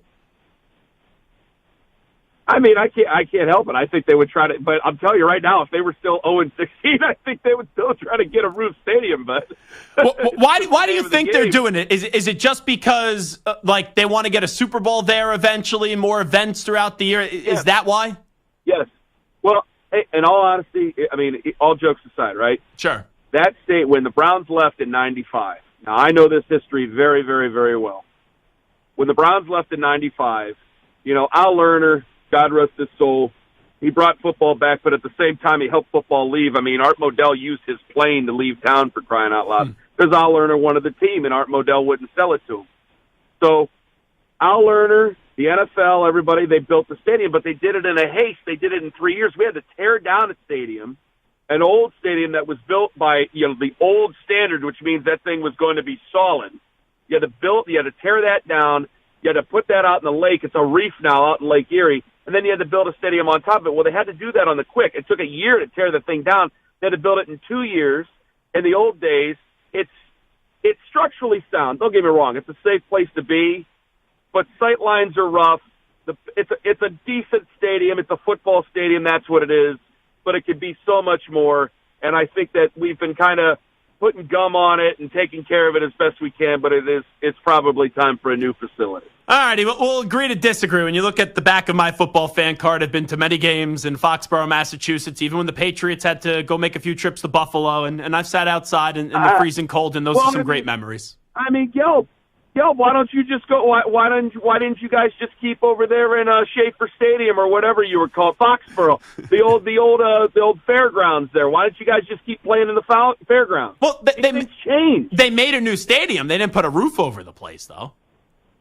Doesn't matter. If Bob Kraft could have been able to finance a roof for a stadium at the time, do you think he'd put a roof over it now? You think Jonathan Kraft, when he goes to build a new stadium someday, ain't going to try to put a roof over it? Yeah, and then I'll call for Jonathan Kraft to no longer own the team. That's the way that I'll approach it. That's fine. But Ken had you tug on that one, didn't it, buddy boy? You know the truth. Ken Carman with us. All righty. That was nicely done by you, Ken. Let me get to Deshaun Watson. Thank you. This season is all on him, correct? That's the way that I look at the Browns. It's all on Deshaun Watson. Oh, you better believe it, because last year, now there will be fans who, if things don't go well this year, there will be fans who try to blame it on the head coach. But, I mean, that kind of went out the window last year. You won with 4 other quarterbacks. You had to play 5. They're dopes if they do that. Anyone calling for Stefanski to get fired this year, after what happened last year, it's the dumbest thing I've ever heard. Well, exactly. I understand that. But, again, things change. Sirianni's on the hot seat, and he was in the Super Bowl 2 years ago. So things change very quickly. And I'm a big fan of Kevin.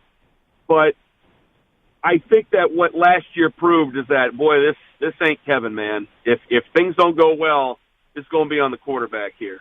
So there's a lot of pressure on him right now to pay off this contract and to get this team to the playoffs. And, hey, Zach, you know this.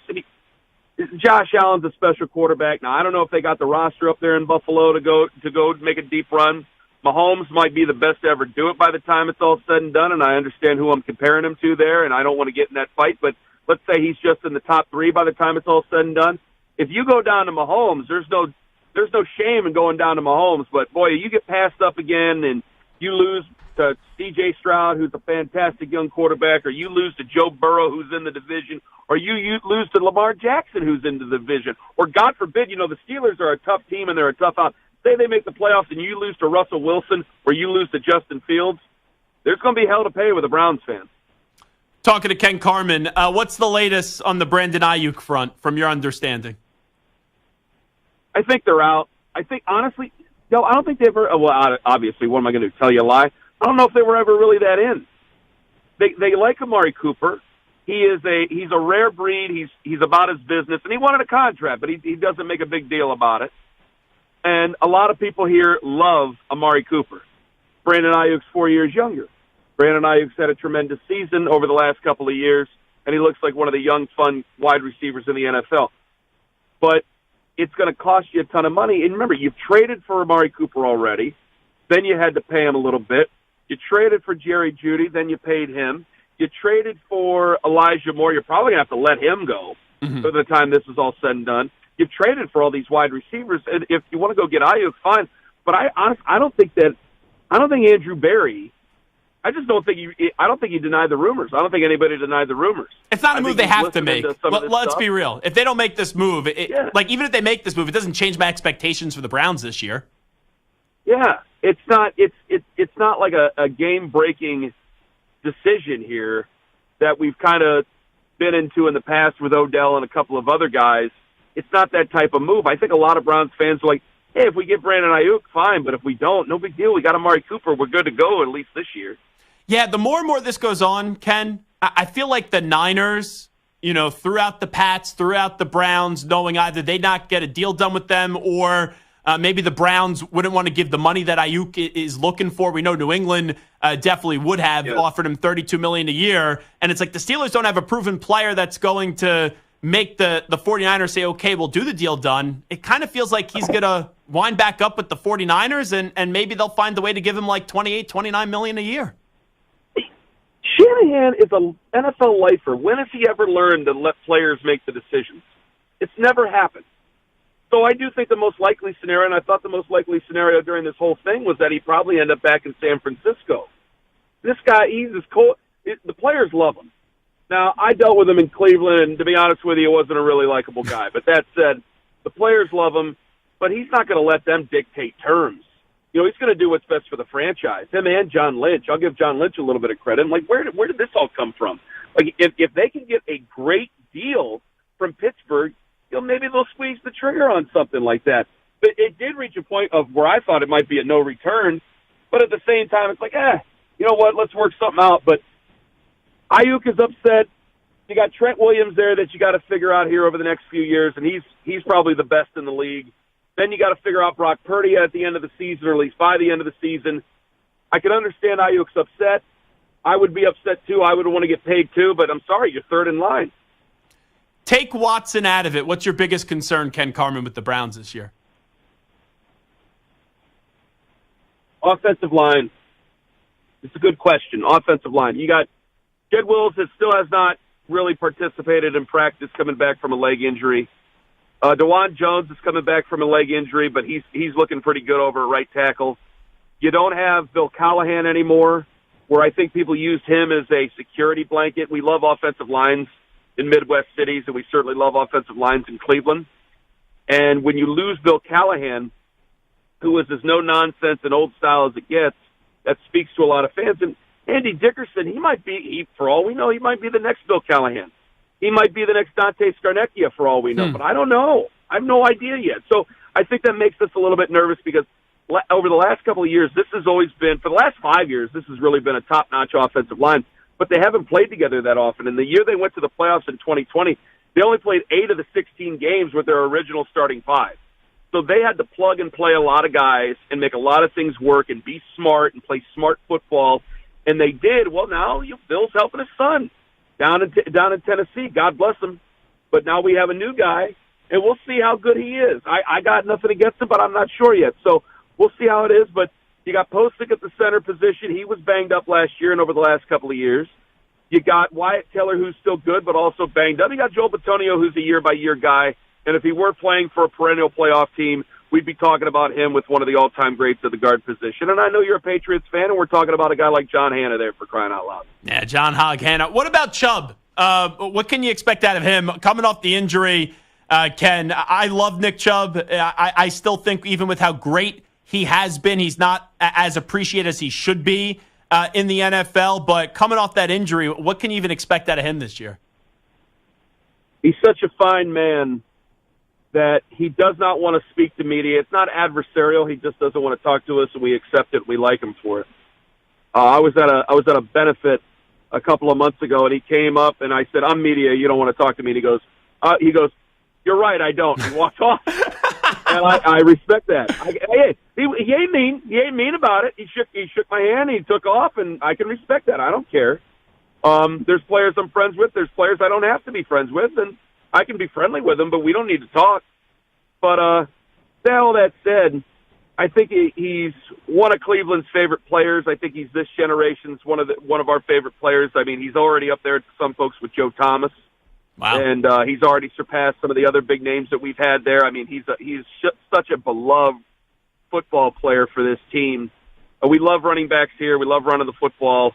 And it's been how long? It's been Mack and Biner since we've had really outstanding running backs, Gelb. That's when I was a baby and before you were born, man. That's a long time ago. You got a guy, Nick Chubb, who's special. Yeah, go ahead. Quite frankly, probably even before I was even a thought, honestly, Ken. Yeah. I mean, he's outstanding. I think that at first I put Halloween. Now I'm kind of thinking maybe October 1, maybe mid-October, maybe after week 4. I'm hoping. So it's looking better and better, but he's got to make his cuts because they're not going to put him out there and he's only going to run half speed. That ain't going to happen. So sure, he's going to be able to protect himself, and they want him to be able to help them win football games because they love him. They don't want to make him look bad. They don't want to do that. Last thing I'll ask you. In college football, to me, there's no coach under more pressure this year than Ryan Day. In the NFL, not just quarterback, but player, period. I think there's no player under more pressure than Deshaun Watson. Who do you have more confidence in? Watson to succeed with the Browns or Day to succeed this year with Ohio State? Watson. Why? Watson's road isn't as tough. And that's weird to say that because Ryan Day can play 11 cupcakes, even though they got Oregon on the road. That's not necessarily a cupcake, but you understand. And you can play 11 cupcakes. You don't win that final game, people are going to be calling for your head. They're going to be calling for your head. I got to tell you, I think Dave Aranda would disagree with you, but you might say the writing's already on the wall for him. But yeah, but what's the expectation with for Dave, Baylor? Like Ohio State at least has expectation, you know? Yeah, that's true. No, it's a curious case because they don't want to go down John Cooper road again. I mean, John Cooper's one of the most successful coaches to never win a national championship, and his name is known for failure here instead of success. And he was a very successful coach here. I mean, they went under some hard times at the end of the late, great Earl Bruce, God rest his soul, and he got that thing going. They lost to Indiana his first year, and they haven't lost since. That was 1988. And Ryan Day's done a tremendous job. We haven't had any brain fart games like when we had under Urban, like with Purdue, and like the tight one with Maryland, and the tight one with Indiana, and the huge loss out in Iowa, things like that. We haven't had any brain fart games. We've had tough ones, but nothing like that. But the Michigan thing, when you're punting, when you're trying field goals and Harbaugh's going for it, when you get the ball poured down your throat in the final 7 minutes of that football game, and they line up and they punch your teeth out, and you put all that pressure on that quarterback, McCord, last year, that's a statement. And Michigan, whether an Ohio State fan likes it or not, Michigan's made 3 statements in a row all these last 3 years that they have outmanned you and they have dominated you physically. And that don't sit well with a Buckeye fan because, hey, you can yell all you want at an 88-year-old Lou Holtz, but it means something different when it goes to Michigan. So I think there's more pressure. I think there's more pressure on Ryan Day. And frankly, I think that in terms of the NFL, if Deshaun Watson lets the game come to him, he doesn't act frustrated. He was good at the Greenbrier down in West Virginia. He's been a little bit frustrated since he got back up here. Things haven't gone as smoothly. But if he lets the offense come to him, trusts himself a little bit more, the playoffs should take care of itself. And, hey, man, I'm not expecting them to get past Mahomes and everything else, but they got to take care of that business down at Ohio State because with the money they spent on that football team, you better beat Michigan and you better approach a national championship. He is Ken Carman. Ken, I know we could put aside our differences after the first 5 minutes. I'm still annoyed at you, but I always appreciate you joining us. You can be annoyed. I still love you. Love you, too. There he is, the great Ken Carman. Make sure you check him out, 92.3 The Fan. Ken Carman does a phenomenal job with Anthony Lima in the mornings and also does TV each and every day as well. And you can sometimes hear him right here on the Infinity Sports Network. How about this game? Serbia and U.S. Wow. 3 minutes to go. Now, I'm not going to do something that annoys every update anchor. I won't tell you what's going on. Won't do that. That doesn't annoy you? I could care less. Oh, okay. Because, like, usually Ack, if I'm about to say what's in his updates, he'll be like, hey, Chief, what you doing there? No, I get it. I mean, there's really no reason to do it if you're going to go right to the update. However, it is your show. You can do whatever you want. Yeah, no, I appreciate that. You know, 86-84, Serbia. I give you permission. Up by 2 against the U.S. with 2:36 to go. Okay. I think the U.S. was down by as many as 16 in this one. This will go one or two ways. U.S. wins. All right. They'll end up winning the gold. It was kind of you survive and you advance. And they just, was that a Steph Curry 3? He does to put him up by 1. I can't do play-by-play, so I won't do play-by-play. I won't do play-by-play. I'm pretty sure you're not allowed to do that. So I'm not going to do play-by-play. That's frowned upon. Yeah. Especially, Paris. Yeah. I don't think you're supposed to do that. And then the other thing is, if they do lose, though, I think the conversation is Nikola Jokic, who's already the best player in the world, but it just redefines that. Yeah, I think this would be more about Team USA losing than it would be Jokic winning. I got to be fair. I think it would almost be like, oh, well, that's right. And Jokic was on that team. Mm-hmm. All righty. There has been a change in the score from what I last just said. We will get that update right now with El Capitan, Marco Belletti. Infinity Sports Network Sports Flash. Yeah, Zach, looks like Team USA is actually taking control now. Steph Curry to the bucket on a layup. 34 points, 91-86. Team USA with 141 remaining. 32 points. Check that. No, 34 points for Steph Curry. 19 for Joel Embiid. 16 points, 11 rebounds, 10 assists for LeBron James. Nikola Jokic set on the other side, 15 points and 11 assists. Bogdan Bogdanovic, 17 points for Serbia. But again, Team USA has now jumped in front. They were down by as many as 16. A 5-point lead, 141 remaining, 91-86. Noah Lyles took bronze that in the 200 meters. Afterwards, it was announced he tested positive for COVID back on Tuesday. Preseason is here. Browns' big expectations. Deshaun Watson, huge for Cleveland. Backup quarterback Jameis Winston trying to quell the doubts on him, and the only way he knows how to do it. I think that's one of the things that a lot of people forget. When you can go out, you can see practice, you can knick-knack this, that, paddywhack, give a dog a bone. Deshaun Watson is going to turn it on. He always going to find a way to shine when the lights come on. Nick Foles announced his retirement after 11 seasons. Of course, a Super Bowl MVP. Baseball Giants lead the Nationals 5-2 in the ninth. Mets in front of the Rockies 7-1. They're in the sixth inning. Couple of finals. Padres held up the Pirates 7-6. Brewers annihilate the Braves 16-7. I'm Marco Belletti. This is the Infinity Sports Network. Check out our new and improved website at infinitysportsnet.com. That's infinitysportsnet.com.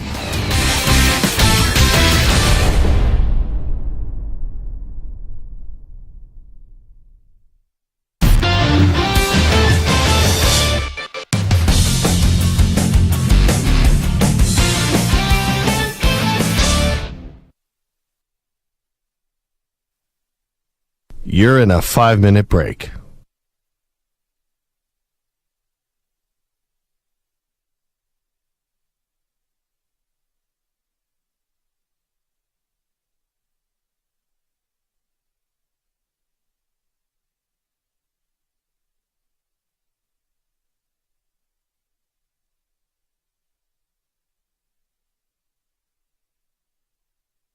Four minutes, 30 seconds remaining.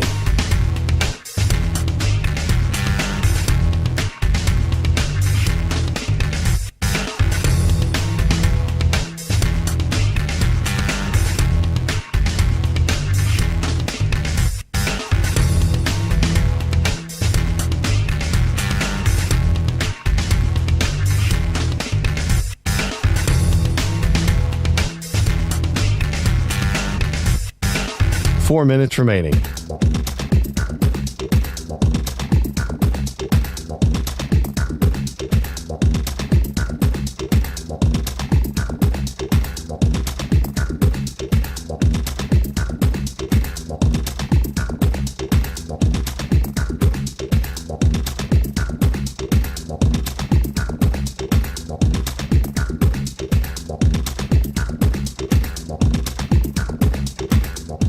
Three minutes, 30 seconds remaining.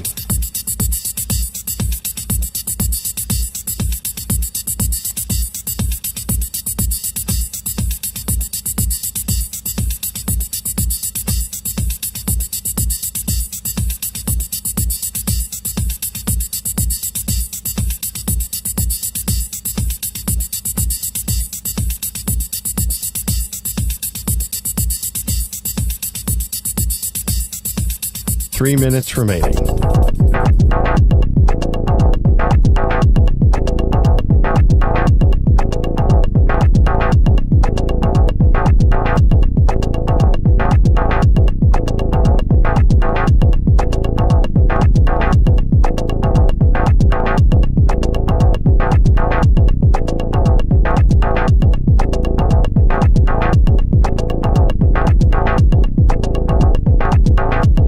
Two minutes, 30 seconds remaining.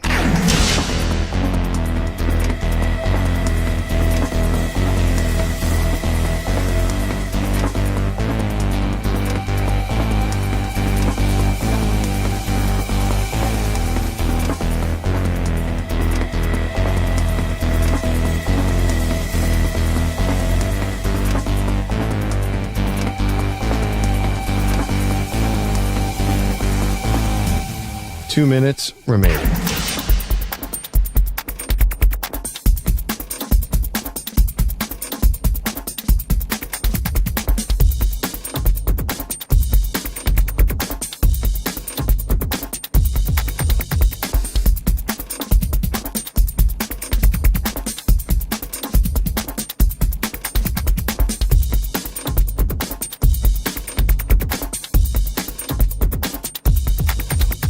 One minute, 30 seconds remaining.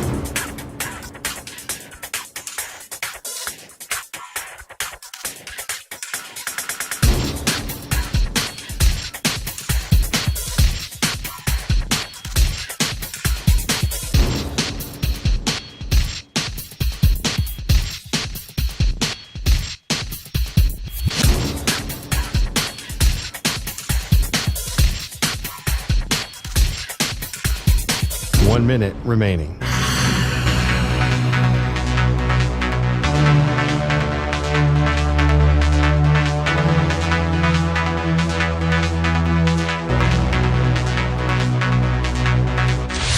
Five seconds remaining.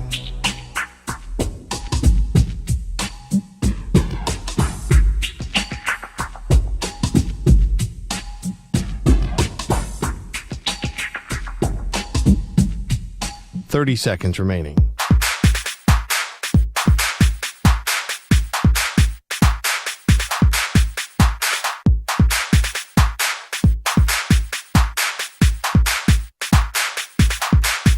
Fifteen seconds.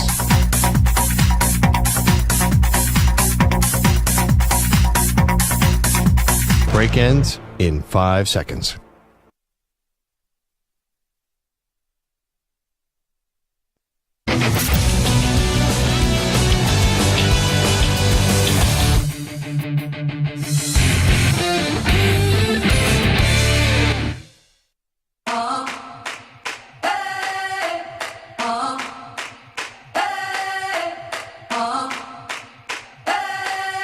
This is the Infinity Sports Network.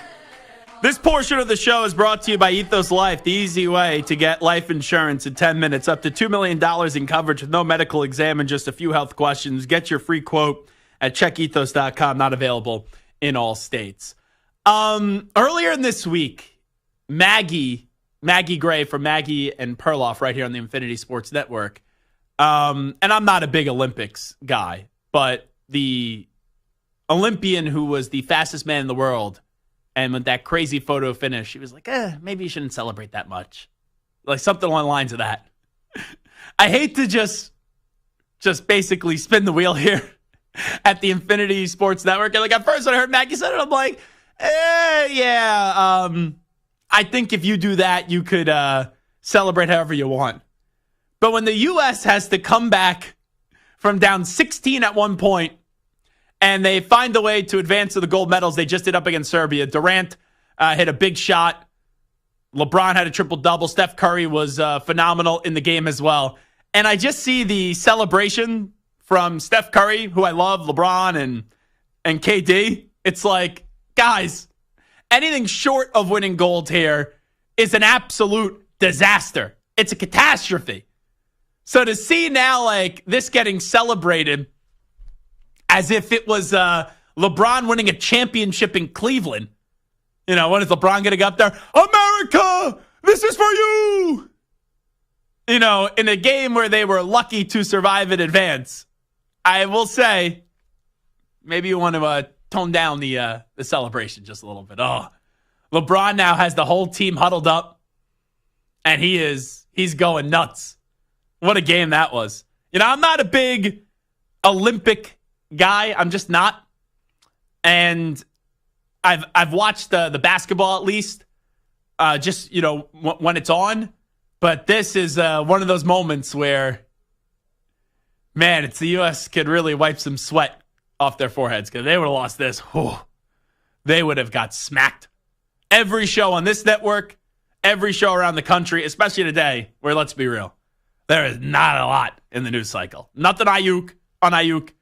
The Harbaugh stuff, who even gives a rat's ass, the NCAA. Come on. You're punishing a guy that's not even your sport anymore. You know, outside of those two news items, there's really not been much this week. U.S. would have lost. That would have been everyone's story for the rest of Thursday and also into Friday, but they avoid that loss. 855-212-4227, 855-212-4227. And now, does anyone actually think they're not going to win gold up against France? You win this game. Serbia, I will say the last time they played them, when Jokic was on the court, I think the score was even and then it was off. That's when the U.S. did their damage. So I think it was Windhorst who was like, this game will be closer than what people think. So I give him credit for that and for that observation. But, anyone think the U.S. in the third quarter is going to be down double digits? I didn't. And when they were down double digits in the third, I'm like, ooh, this ain't going to happen. They ain't going to come back. And I looked up during the interview with Ken Carmen. I'm like, it's a 6-point game. It's like every NBA game, even though this is the Olympics. Doesn't matter what the score is. Just got to tune in for the final 2 minutes and usually get a good result. So that was fun. Let's go to Dave in Alabama, 855-212-4227. Dave, good afternoon. What's happening? Hey, good afternoon. I don't ever want to, I like watching, it's kind of my vice watching, the afternoon sports talk shows. Mm-hmm. Do not compare this team to the 92 Dream Team. It's a joke. I mean, yeah, they had Jokic, but that's about it. And they had a couple NBA players, fringe NBA players. I mean, a guy that's maybe a starter. It's a joke. I mean, whenever you go down to the wire against one NBA player and they got all this talent, please, the 92 Dream Team, I don't care what Magic States was, what Magic was. I don't care. Larry Bird, that's the last game he probably ever played. I mean, I do not care. This team would have, the 92 Dream Team would have wiped the floor. Wait, Dave, maybe I missed something. Have people been saying that this team is better than the Dream Team? Have people been saying that? Yes. Nick Wright, for one. Oh, jeez.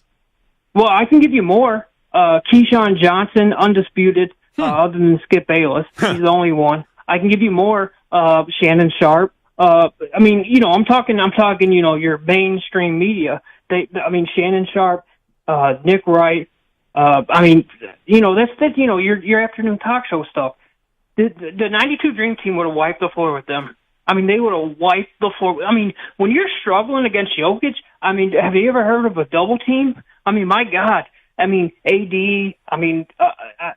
Well, Dave, I'm against it, but I appreciate the phone call. I'm just out of time, and I got to get to the hard out at the top of the hour. I, being an afternoon sports talk show host, have never said that this team would beat the Dream Team. Just want to make that clear. I don't know about everybody else. It's not me being like a douchey talk show host saying, I didn't hear what everybody else said, and you actually have heard. I did not hear that take from anybody, but I will take Dave in Alabama's word for what it's worth. But, the Dream Team didn't have to sweat it out like this. That is for sure. Like those point differentials, like in the 40s, the 60s, the 70s. I think the closest is 30-something when the game's actually counted. So, yeah, I'm not going to say this team would beat the Dream Team. That's not from Zach Gelb. That may be from other people. Nick Wright, Keyshawn Johnson. If you said that, shame on you. But not from Zach Gelb. No, not from me. But I appreciate Dave in Alabama for the phone call and the thought after today. But U.S. is clearly going to win gold. Come on. That was the scare. They'll go win gold up against France.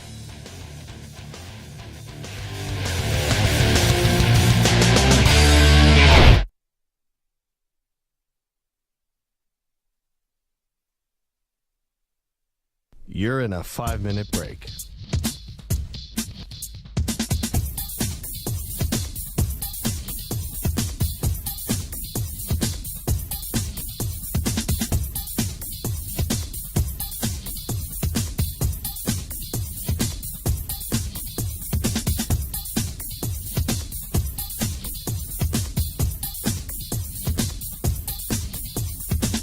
Four minutes, 30 seconds remaining.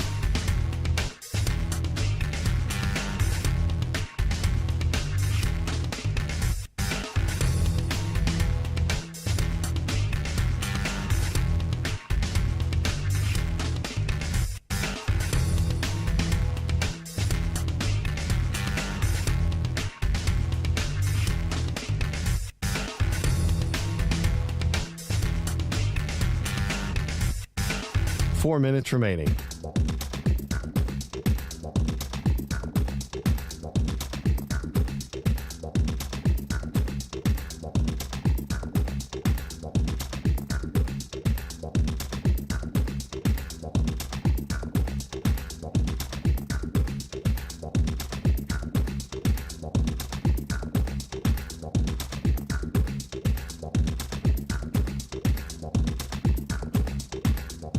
3 minutes, 30 seconds remaining.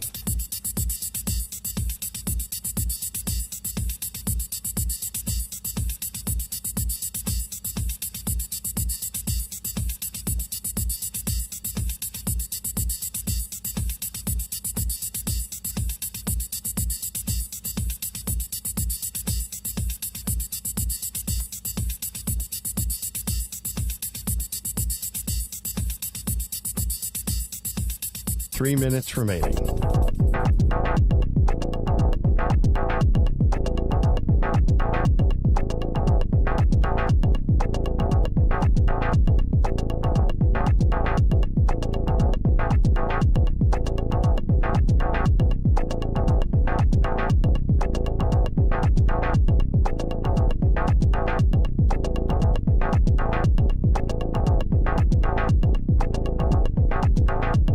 Two minutes, 30 seconds remaining.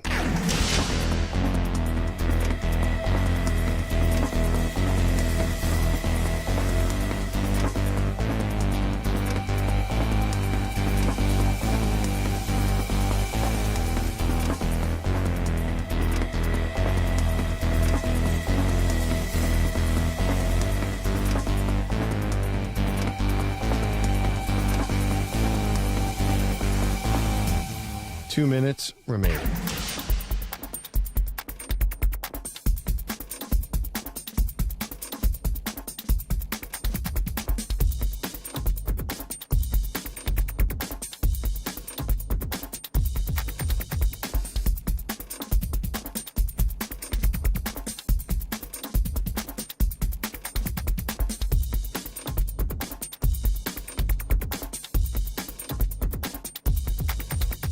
One minute, 30 seconds remaining.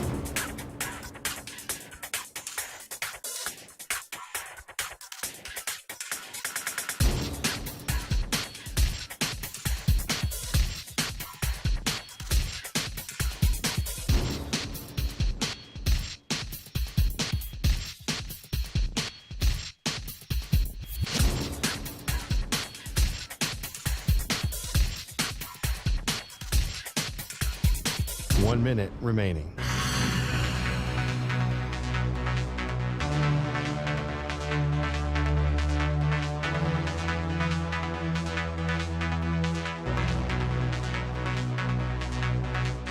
Forty-five seconds remaining.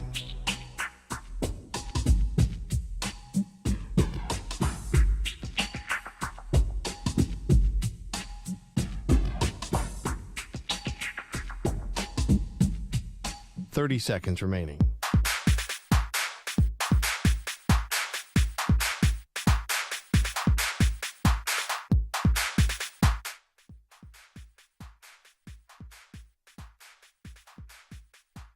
Seconds.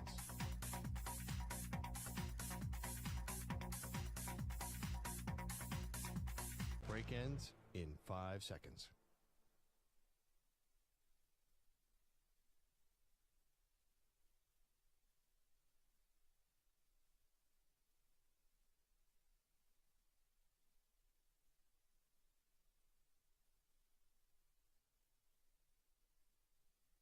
To infinity and beyond. He's live. He's nationwide. This is the Zach Gelb Show.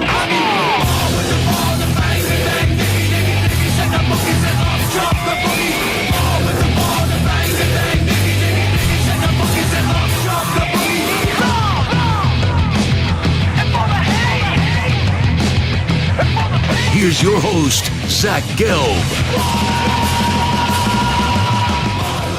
Alrighty, how you doing? It is the Zach Gelb Show, hour number 3 of our radio program. If you are a fan of Team USA and you care about the basketball in the semifinals, it wasn't looking good up against Serbia. We were on the precipice of seeing an enormous, and I mean an enormous upset, and Team USA would have got lambasted in America and around the country.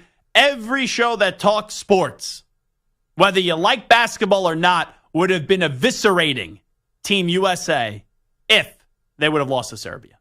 Well, it got close. It got really close. But when needed to, Kevin Durant stepped up, made a big shot. when needed to. Steph Curry obviously was phenomenal. He had 36 points in the game, was 9 of 14 from 3, 12 of 19 from the field. And that LeBron James fella had a triple-double, 16 points, 12 rebounds, and 10 assists. Joel Embiid had 19 points as well. USA does advance. See, Jason Tatum didn't play in the game. Now, just say if they would have lost, you know, it had some people saying, oh, well, Steve Kerr, why didn't you put Jason Tatum in the game? So, great effort by Serbia. U.S. is off to the gold medal round where they'll go up against France. And I don't know what the line is. I haven't gambled on anything Olympic-related. I have not. I'm just not a huge Olympics guy. But I may place a wager on the gold medal game. I don't know what the spread is. I don't know if there's an early spread out there yet. Mike, maybe if we could look it up and see if there's an early spread out there for the gold medal game. But I have a tough time, whatever that number is, seeing myself not hammer the U.S. and just lay the points with the United States. This was the coffee that they needed, because now you're off to the gold medal and it's the last round, and you were lucky to win this one. Anywho, we are with Stu out today.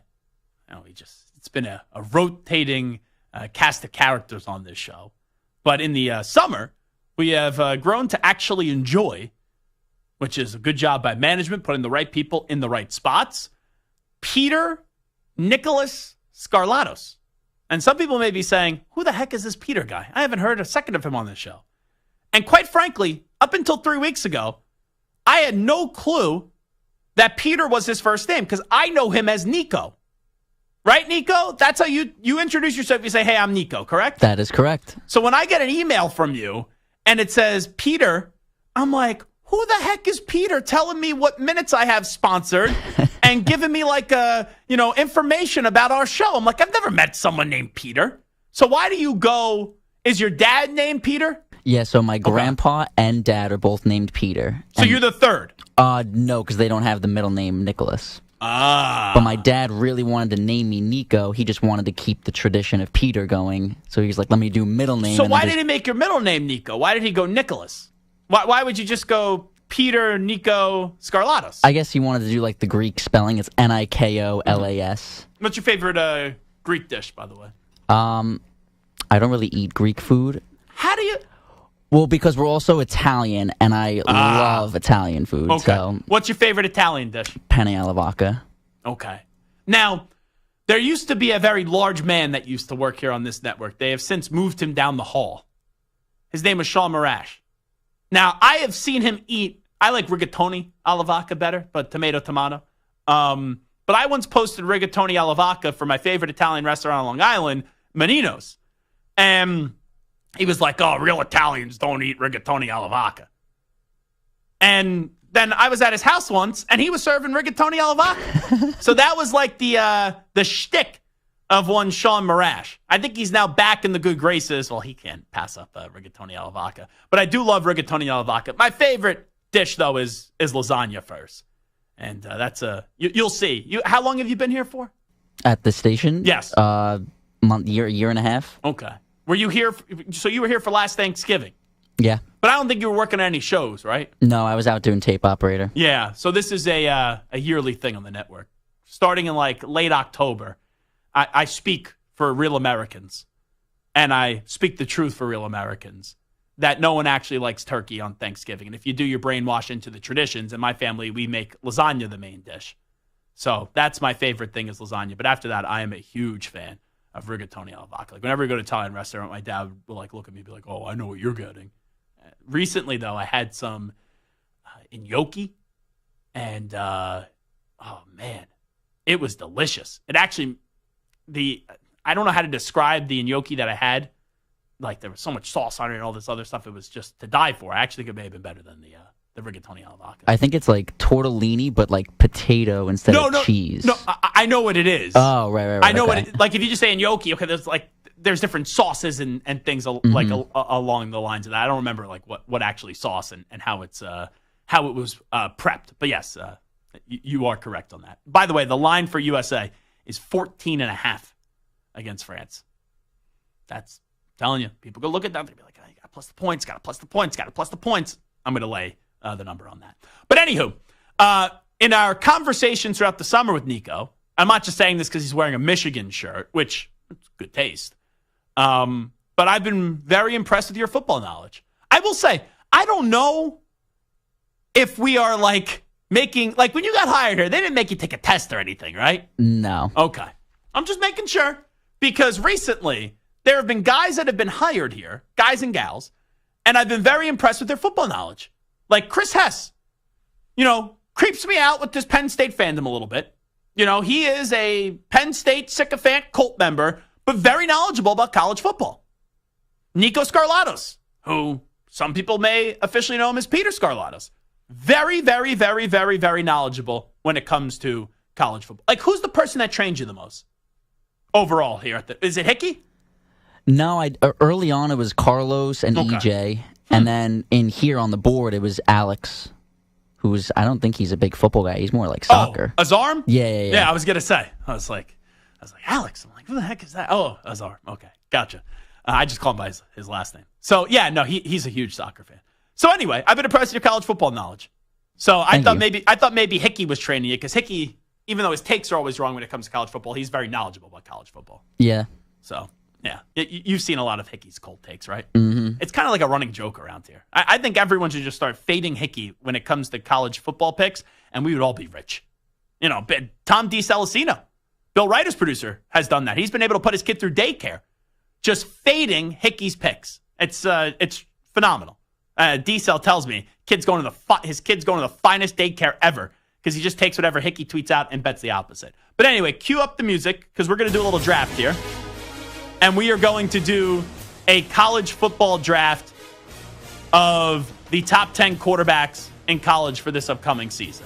I'm going to be nice since, you were on my show today and you've done a very good job filling in this summer. I'll let you go first. Take the first pick. Who do you want? Ooh, I wasn't ready for this. I was torn between two guys, so I was thinking if you had the one pick, maybe I'd just get the other guy. I just hyped you up a lot. You can't suck in this segment, all right? You got to be good in this segment. I just hyped you up for the last 7 minutes. See, when I first got here, Scott Farrell, the legendary Scott Farrell, he was on before me when I did the Weekend Overnight TV Monday through Friday, 10 p.m. to 2 a.m. Eastern time. Then I did 2 a.m. to 6 a.m. Eastern time. And Farrell comes out of the studio during the break. I got to clean this up how I say this. And he goes, "Are you Zach?" He goes, "I just gave you the greatest introduction ever. I just hyped you up for 5 minutes. Shake it up. Hey, kid, don't bleep it up. It's Farrell on the bench right here. Carver High Mafia, CBS Sports Radio." That's what Farrell did. So I basically just hyped you up how Farrell once hyped me up. I didn't mess it up, so now you don't mess it up. All right, here we go. I haven't done the Farrell impression in a while. That really hurts your voice. Hey, it's Scotty Farrell. Shake it up. All righty, what do you got? I was torn between two guys. I'm not going to say the guy that I'm not taking. In case I take him. Right. Yeah. But I am going to go with Dylan Gabriel. Okay. I think he's in the perfect situation going to Oregon. They have to be arguably the best team in the country. Definitely one of the top 3 in my opinion. So give me Dylan Gabriel at 1. Okay. Dylan Gabriel is in my consideration. But the first guy I thought of was Carson Beck at Georgia. I think Carson Beck or Dylan Gabriel will win the Heisman this year. I'm leaning towards Carson Beck because I do think Georgia's going to win the SEC. When I look at Oregon, I think they're going to come in second in the Big Ten. And I do have Ohio State finishing first in the Big Ten this season. So I will go Carson Beck. Now, this is a snake draft. See, I gave you the first pick. It's only a 2-person draft, so I wanted I see what you did the next there. pick. See? Little tip there. The next guy I will go with was Carson Beck your guy, just wondering? It was not. Okay. I feel like your guy is Jackson Dart, but I'm not picking Jackson Dart. I'm picking Quinn Ewers. Quinn Ewers, I feel like, is underappreciated because everyone wants to see Arch Manning. And I know Arch is now in his second season there, but his first year, he played well and he got hurt. Then the second year at Texas, right, has him in the college football playoff, also got hurt. And now we have Texas in a conversation of potentially winning a national championship. So I will go with Quinn Ewers. You get 2 picks. Give me your first pick here. Was Quinn Ewers your guy? Quinn Ewers was my guy. So there you go. Great Horns pick, down. Horns great down. pick. I will go with another guy that I'm really high on after what we saw from him last year. Give me Jalen Milroe.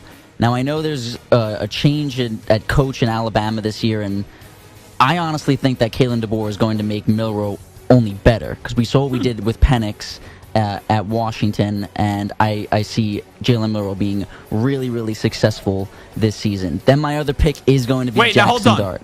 Before you give me that pick, which I just heard it, give the pick, let me react. Okay. Give the pick, let me react. Jalen Milroe is a phenomenal pick, and I think he's getting slept on, and I wholeheartedly agree with you. Saban, we all know, right, is the GOAT.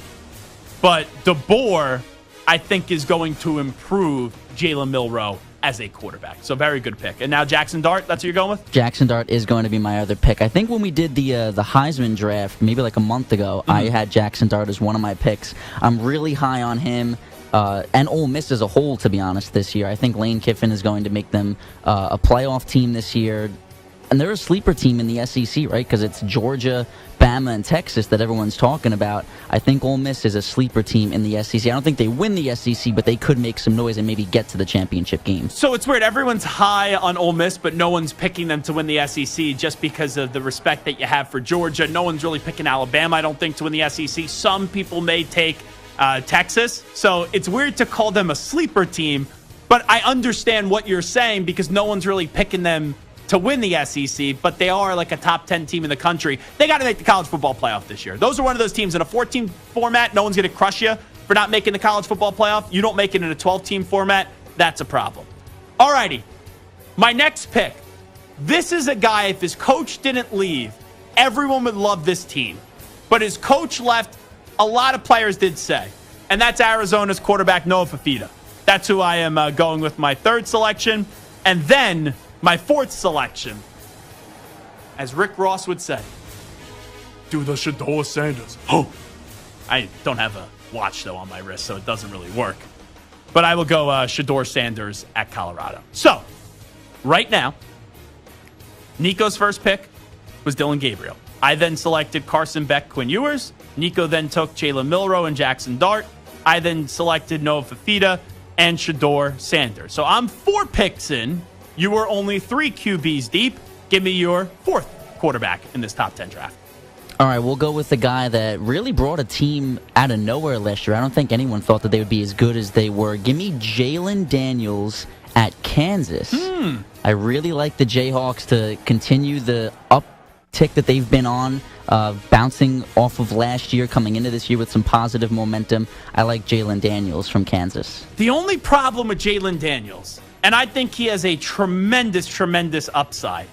But as you saw last year, guy gets hurt a lot. And that's been the story the last few seasons. I like Lance Leipold a ton, but he gets hurt a lot. And I just question if he could actually stay healthy. So, alrighty. I was not expecting Daniels to go in the top 10. Top 20, sure. Top 10, I wasn't expecting it. So who's your next pick? That was the wild card. Yeah. I'll go with the guy that... I think he's in maybe year 6 now. He's been around for a really long time. And we saw guys last year at this age succeed with Bo Nix and Michael Penix Jr. in their 6th year. Give me Cam Rising from Utah. Great pick. Because I'm not saying people forgot about him, but because he got hurt, people don't remember how good Cam Rising is. So, I have 3 potential selections here. Only 1 pick, though. Cam Ward is a thought.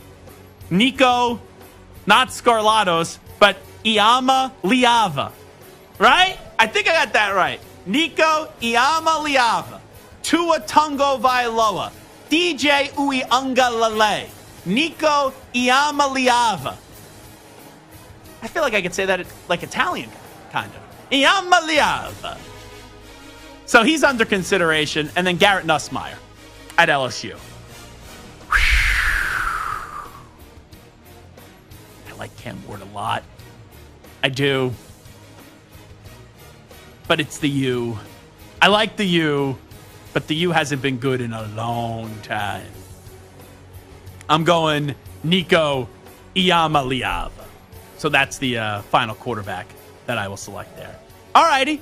I was surprised by your Jalen Daniels answer. Not that I disliked it, but I just, with the injuries, that's a concern for me. But the top 10 order when you combined Nico Scarlatos, not Nico Iamaleava, and Zach Gelb's list. 1, Nico did select Dylan Gabriel. I then had 2 and 3, Carson Beck, Quinn Ewers. 4, Nico selections, Jalen Milroe. 5, Jackson Dart. I then selected Noah Fafita 6, Shedeur Sanders 7th. Nico then goes Jalen Daniels 8, Cam Rising 9th, and then I had Nico Iamaleava 10th. All righty, there's the top 10 list right there. It is the Zach Gelb Show on the Infinity Sports Network. We will take a timeout. When we come on back, I have 1, 2, 3, 4, 5, 6, 7, 8, 9, 10 teams in the NFL. And I will list my biggest concern for those 10 teams when we come on back. You're in a 5-minute break.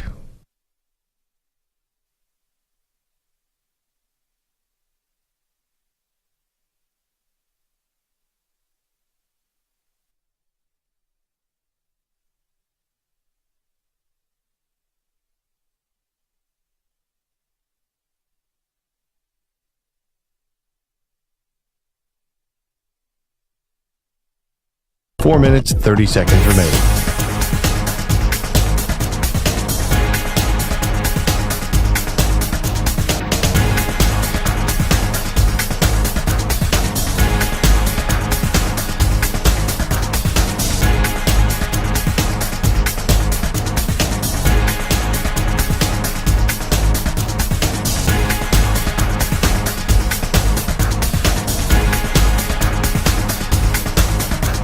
Four minutes remaining.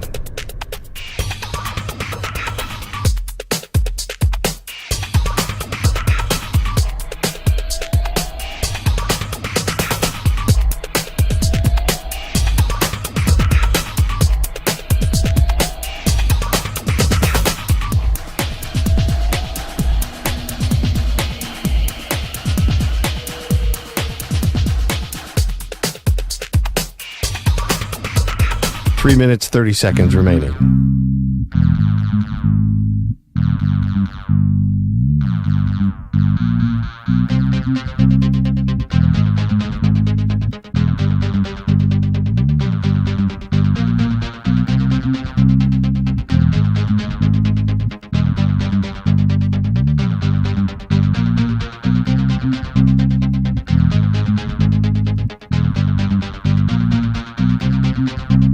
Three minutes remaining.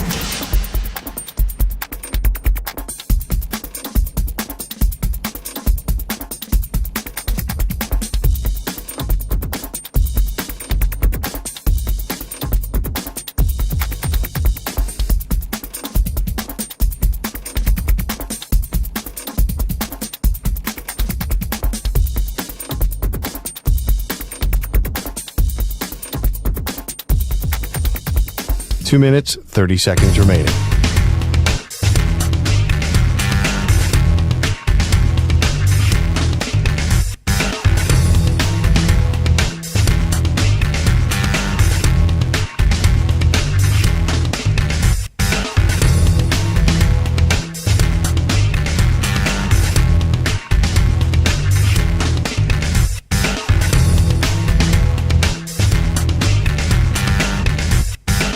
Two minutes remaining.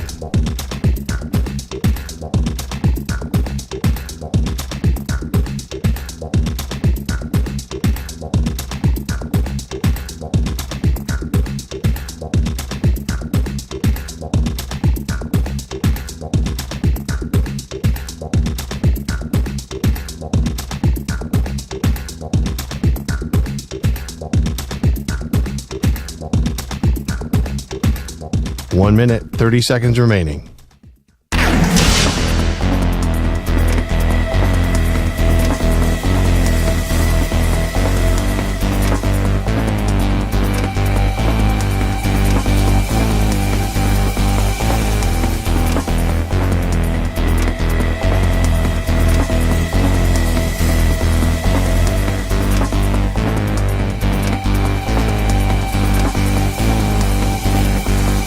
One minute remaining.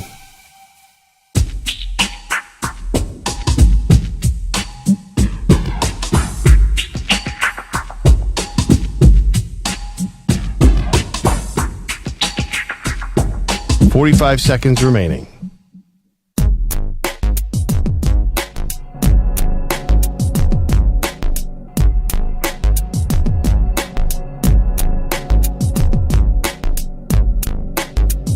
Thirty seconds remaining.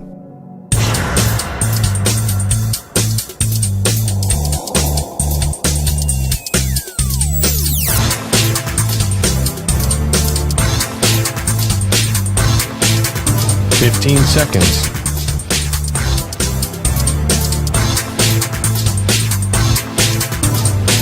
Break ends in 5 seconds.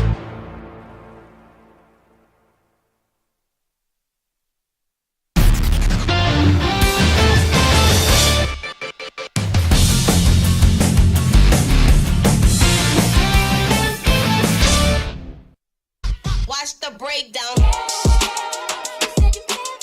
Welcome back to the Infinity Sports Network. All right, it is Zach Gelb Show on the Infinity Sports Network.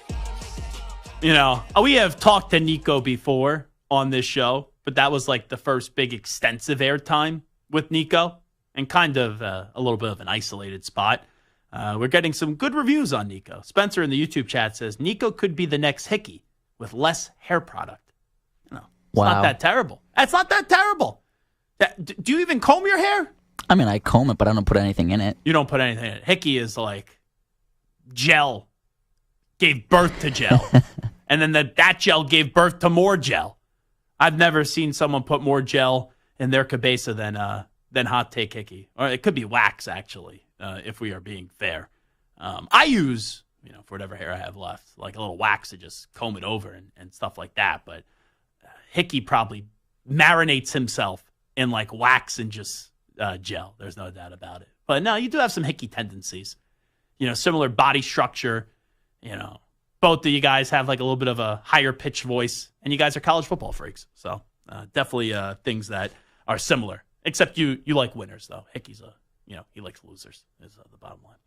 All right, anyway, you have compiled a list here of 10 teams in the National Football League. And I will give you my biggest concern for those 10 teams. So hit the big voiceover guy whenever you're ready. The Atlanta Falcons. My biggest concern for the Falcons is the quarterback problem that they have created for themselves. They are a team that are expected to win the NFC South. They should win the NFC South. Anything short of winning the NFC South is an abject failure. But with that being said, Kirk Cousins is coming off a major injury.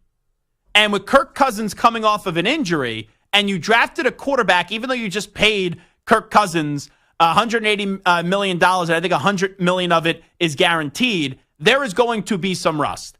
And if the Falcons aren't playing well, and Kirk Cousins is a good quarterback, but if he's not able to knock that rust off quickly, and let's say you're 1-3 out of the gate, there's going to be calls for Michael Penix Jr., who is NFL ready. So my biggest concern with the Falcons is how long does it take for Kirk Cousins to knock the rust off of being out midway through the season from a year ago? They start their schedule. It ain't easy. These are their first 5 games. Pittsburgh to start off the season. The Arthur Smith revenge game. He's now the OC of the Steelers. Then they're in Philadelphia. The Falcons, I feel like, never win in Philadelphia. Then they play Kansas City. Now, the next 2 teams aren't great teams, but they're divisional games, and divisional games are always tough. You then get the Saints and Tampa Bay. The nice thing is that 4 of those 5 games are home, but you have 3 of those games in prime time. So Kirk Cousins struggles as a national broadcaster. I'll tell you what the national broadcast storyline will be. Kirk is struggling. Will they go to Michael Penix Jr. even though they just signed Kirk Cousins to a 4-year deal? Some fans in Atlanta want to see Michael Penix Jr. on the field. That will be a storyline. So it's how long does it take the rust to get knocked off for one Kirk Cousins? The Baltimore Ravens. My biggest concern for Baltimore is their offensive identity.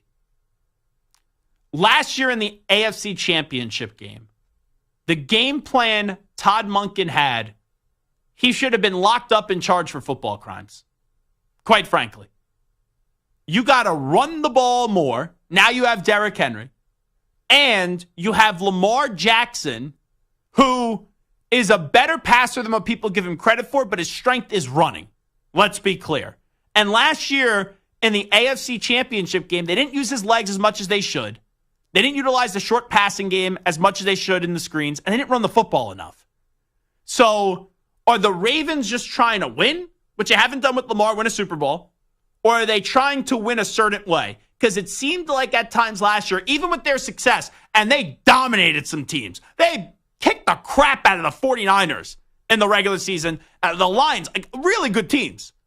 But then in the playoff time, I think they tried to win a certain way. And when you have home field advantage and you only played one good half, and that was the second half up against the Texans, it's a disappointing end to your season. So it's the offensive identity of the Ravens. It's simple. They used to tell you in school growing up, keep it simple, stupid.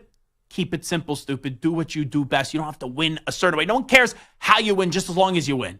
You win a Super Bowl, no one's going to be like, they ran the ball more than they threw the ball. No one's going to do that. So don't try to throw the ball more than you need to. Next team. The Cincinnati Bengals. Health of Joe Burrow. When Joe Burrow's healthy, he's in the AFC Championship game bare minimum. We've seen it 4 years. 2 season-ending injuries, the other 2 in the AFC Championship, the other year in the Super Bowl. It's all about the health of Joe Burrow. The Dallas Cowboys. The concern for the Cowboys is the future. You have Micah Parsons wanting a new deal. Not on a new deal. You have CeeDee Lamb wanting a new deal. Didn't get his new deal. Dak Prescott wants his new deal, which I read today. And Dak's good, not great. He'll probably get $60 million a year. But I read somewhere today, I think it was via CBS, that there's a chance that Dak, if he continues to be patient, can sign $70 million a season. Like, what are we doing here? It was actually from Athlon Sports. Oh, man. Oh, it's from Mike Fisher. So I actually know who Mike Fisher is. Mike Fisher has covered the Cowboys for a long time. This is not one of those, who is that guy? Steve Corder, whatever the guy's name was. But that was the headline that I said today.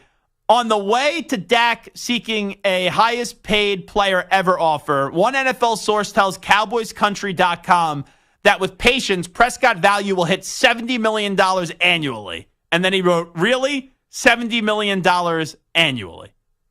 So I don't know how they got there, but that's what Mike Fisher was talking about today. And then Mike McCarthy, by the way, is in the final year of his contract. So you have the four out of the 5 most important people on your team, right? Star wide receiver, star edge rusher, star quarterback, the coach, and then Zach Martin, right? I would say that those are the 5 most important people in the Cowboys organization.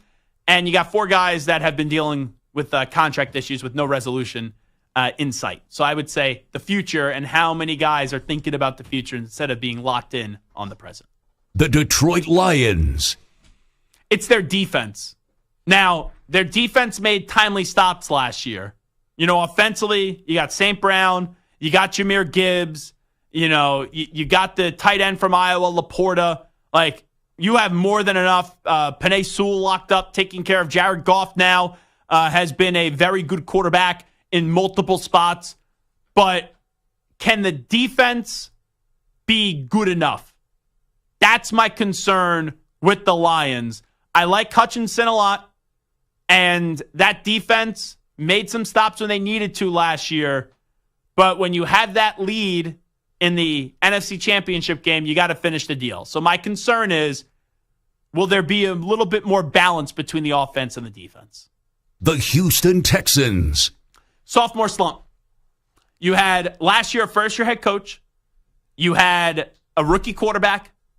And you had a rookie star edge rusher. Now, they improved their team this offseason. Sean Pendergast joined us the other day, and he talked about how Stephon Diggs has been their best training camp player. That's positive, even though I'm not big to praise people off training camp, but that's a positive.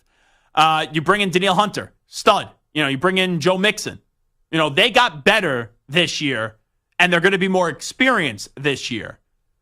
But the division's also better. Jags will bounce back. Colts are good. Tennessee, I don't think they'll be great. I don't even know if they'll be good, but they've been aggressive this offseason.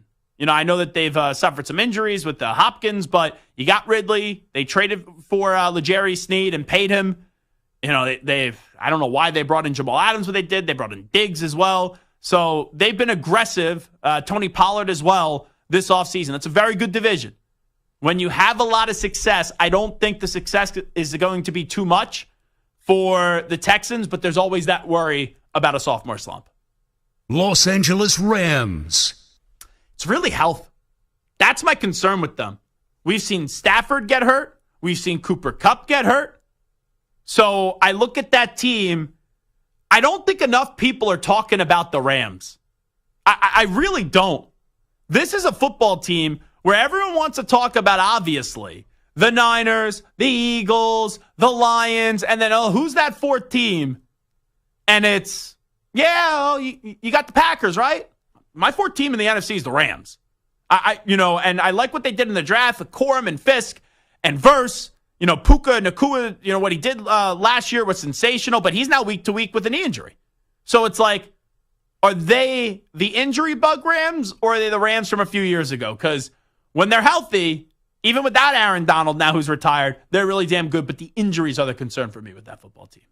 The Miami Dolphins. Defense. That's my concern.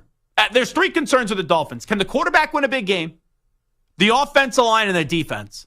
But the defense for me, even though I don't think Tua Tagovailoa is a Super Bowl winning quarterback, the defense is the biggest concern because you got two guys that suffered injuries late in the season that are great football players. Jalen Phillips, phenomenal. Bradley Chubb, really damn good. But like I said about Kirk Cousins, how long does it take them when they do return to knock the rust off? Because the offense has so much talent. They are loaded on offense with talent. Odell Beckham Jr., say what you want about him. He's the third wide receiver on the team. Third wide receiver on the team. So defensively, they got some guys, even though they lost Wilkins. But they have some guys, but those two edge rushers are enormous. And they're the difference from that team winning or losing a playoff game. And it's when those guys come back, how much gas do they have left in the tank off the injuries? The New York Jets. It's the line. I feel like with the Jets, you could say this ever since Joe Douglas got there, which is crazy because, I know Joe Douglas a little bit from Philadelphia.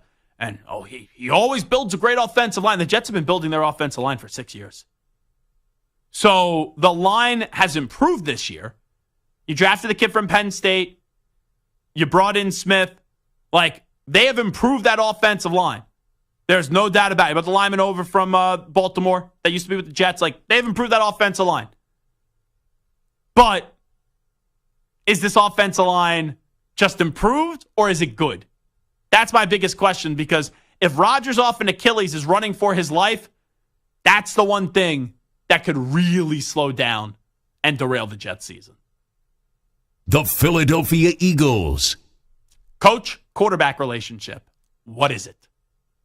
Because I read that article yesterday. There wasn't a lot new in that article outside the Wink Martindale excerpt where Jalen was calling Wink Martindale. There wasn't a lot there. A lot of it, though, was rehashed. And I didn't like the quarterback's response, Jalen Hurts' response yesterday, kind of getting testy with the media, why is this coming up now? Well, that's something that follows you when you're 10-1, you have an historical choke job. That's just the reality of the situation. When you are terrible down the stretch, and the team was terrible, and the team collapsed, and now the head coach is hands off on the offense. Okay, you could say that's him adjusting, but are you even having any real communication with your coach outside of just a training camp, driving around with him in a golf cart and making it look like everything's all right? So they have the talent to win a Super Bowl, the Eagles. No one will question that. The Eagles have the talent to win a Super Bowl. But can Jalen Hurts and Nick Sirianni coexist? Because if they can't, guess who's out of a job? It's not Jalen Hurts. It's not Howie Roseman. It's Nick Sirianni. All righty. Those were the 10 teams and my concerns with those 10 teams entering this season. I was going to ask this to you earlier, Marco, because we were talking about the Eagles today, but we had a guest on and we were up against it for the update. So I wanted to circle back here. So we have a few minutes. I've said this before to you. I think you're the accountability guy around here where, I've said this to you in the past as well. Like, if I was your child, I know there's no BSing with dad. If you're wrong, just say you're wrong, admit you're wrong. It'll go a lot easier for you. Instead of trying to find excuses. Yes, it will. Yeah. So what do you make of the whole Tim McManus article with the Eagles and rehashing the stuff from last year and now the future relationship of Jalen Hurts and Nick Sirianni? Because it seemed like Sirianni has done his part, right? He addressed the team, said, last year was on me, guy, tried to create an accountability kind of situation. But with Jalen Hurts, who, you never were afraid he would say anything wrong at the podium, how he handled yesterday, and then when things are losing, I'm not saying you need to be rah-rah, but I think you need to be a little bit more vocal. And I think he stays the same when he wins and the same when he loses. That's a little bit of a concern for me because it feels like Hurts has just totally blamed all last year on Nick Sirianni. Yeah, stay the same. I don't mind the steadiness. That's okay. That's good, and especially in a city like Philadelphia, that's good because you're going to get ups, you're going to get downs. I want you to stay the same if you're the quarterback. And let me just clarify something. Maybe that's the way he presents it to the media. Maybe it's different in the locker room. But I feel like he needs to be a little bit different in the locker room. Well, see, and that's the thing, because I want you, it's funny, because I would want you to be steady and the same in the locker room. Guys know. Guys know when they say, oh, no, nothing bothers him. They know if that's the facade that you're putting up or if that's legit, if that's real. Jalen Hurts, I would like to think that it's real, that's the steadiness, that's the leadership stuff that we talked about, coach's son, all the things that we praised him when they went to the Super Bowl. I'd like to think that that's still there when it doesn't go well. Now, some of the talk, though, is that he kind of tunes you out when he doesn't like what he's hearing. That's a problem. That's a major issue. I can't have my leader tuning out what he doesn't like. No. I need you to soak all that in. What did you say? Tune you out? Oh, what did you say? Sorry, I was tuning you out. Yeah, that's a problem. You can't have it both ways. You can't. And that's an issue if the leader is tuning out negativity or anything that he perceives as negative. That's a problem. I also think that it's a little bit of an issue that it's coming from Nick Sirianni. And again, this is from the outside and not being in the locker room. But Sirianni is one of those guys that, right or wrong, likes to talk. Oh, yeah. And he loved it when you were winning. And now all of a sudden it's going to be, well, I'm trying to take accountability. You should have took accountability when it was going bad last year. Don't worry about it now. Mm-hmm. Last year at the time. It's nice to revisionist, but it's a problem when your leaders are not there in the moment. That's when it's actually important. The one thing I'll look back at, the game against Seattle, where Jalen Hurts improvised down the stretch, and he just chucked it up. I think it was to A.J. Brown, and it got intercepted. And everyone's like, why did you try to go for it all there? And he sat at the podium, and he said, he's like, oh, we were trying to draw a pass interference. In reality, he was protecting his quarterback because he knew what he called, what was called, and the quarterback improvised. So I thought that was like a good moment of leadership, but it's like... That's bare minimum for me. Okay. That's bare. Look, you're the head quarterback. Well, if you're the head coach, what exactly is the point of throwing your quarterback under the bus at that point? Sure. Now, we're not talking about a guy that you're not sure about. We're not talking about a young player that you're trying to test. This is your guy. Yeah. You know who he is. He made a mistake. Do I need to blare it in there? That's stupid. So to me, that's bare minimum stuff. The whole point of a coach and the whole point of an organization is to be like the parent. You know what's supposed to be done. Do the right thing. But here's the thing, though. I know what my parents do, right? I don't know what Nick Sirianni does. Now, delegation, I understand, is important. But you handed over basically all the power to Kellen Moore in your offense. You're having limited conversations, reportedly, with your quarterback. You're taking a more hands-off approach. Vic Fangio brought in to run your defense. I get it. You're not an offensive-minded guy. It's like, I'm looking at Sirianni. You can't let the locker room crumble, and you did so last year. So that's his goal this year. That locker room better be awesome. Because if that locker room's not awesome, he's out. That's it. That's the whole thing. Now, he knows he's out if it doesn't really work out this year anyway. And again, it's not about, do you have to win a wild card game? Do you have to win the division? It's about how this team performs and how they play. And if there's a disconnect. What's his relationship with the quarterback? That's what I'm saying. If there's a disconnect with Jalen Hurts. But he has set himself up, which is surprising, in a situation where he's almost kind of make or break. And he's put a lot of in-betweens between him and the rest of the team. So he better figure it out to have the pulse of every one of those guys, because his only job is to get them to play hard on Sunday. And isn't it crazy? When he took over this job, everyone was like, with that first press conference, they're like, oh, who's this guy? He's a disaster. He's made the playoffs playoffs. All 3 years. Year 1 exceeded expectations. Year 2 exceeded expectations. Starts off 10-1. Yeah. And then face plants. And now we're talking about him in the hot seat. That's the NFL, and again, and that's crazy. And when you look at it in a bubble, it makes no sense. But when you look at it a little closer, I think last year, even the crumble could have been, I don't want to say excused, but it's understandable. Sometimes things go bad. You got injured, whatever.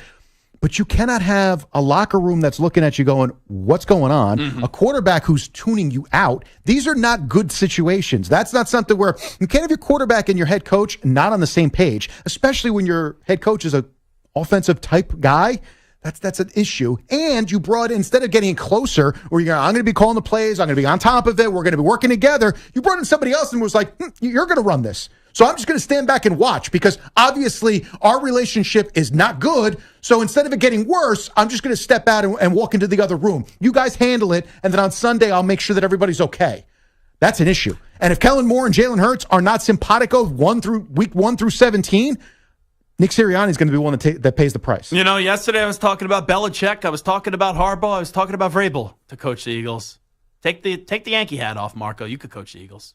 Well, it seems like anybody that can get the locker room together can coach the Eagles. I would trust you to lead the locker room. Nobody else is doing. He's not doing anything else, and that's again. You can do that. You can just be a leader. The problem is that's the one thing that I haven't seen Nick Sirianni do well, and that's going to be a major problem, especially if your quarterback has a tendency to tune out what he doesn't like. You better really sit down and have a true man-to-man, heart-to-heart, where it's like, look, no BS. Let's figure this out. Otherwise, this is going to go, and you're going to wind up 2 years later going, man, we could have really had something good here. We'll take a break. We'll come on back. One more segment to play. Here is our leader, El Capitan, Marco Belletti, with the latest Infinity Sports Network Sports Flash. Infinity Sports Network Sports Flash. Back down by as many as 17. Team USA outscored Serbia 32-15 in the fourth as they rallied for a 95-91 victory. They move into the gold medal game. Steph Curry poured in 36, Joel Embiid 19. LeBron James had 16 as part of a triple-double as Team USA will now face France in the gold medal game. Noah Lyles took bronze 200 meters. Afterwards announced tested positive for COVID back on Tuesday. Super Bowl MVP Nick Foles decided to call it quits after 11 seasons in the NFL. He had a big year under Chip Kelly with the Eagles back in 2013 when he threw 27 touchdowns with 2 picks. And, of course, he came off the bench for the injured Carson Wentz and led Philadelphia to their only Super Bowl victory in 2017. Josh Allen set to play about a quarter in the Bills' preseason opener. That'll be Saturday against the Bears. Checking baseball, the Mets are rolling the Rockies 9-1. They're in the top of the ninth inning. A few finals as well as the Brewers overpowered the Braves 16-7. Padres able to withstand the Pirates 7-6. Manny Machado went deep, and the Giants able to outlast the Nationals 9-5 in 10. Off the field, White Sox announced the firing of manager Pedro Griffo. Chicago had a miserable season, tying the American League record 21-game losing streak, and they're currently 61 games under 500. I'm Marco Belletti. You make the call. 855-212-4227. When you want to talk to us, call 855-212-4227.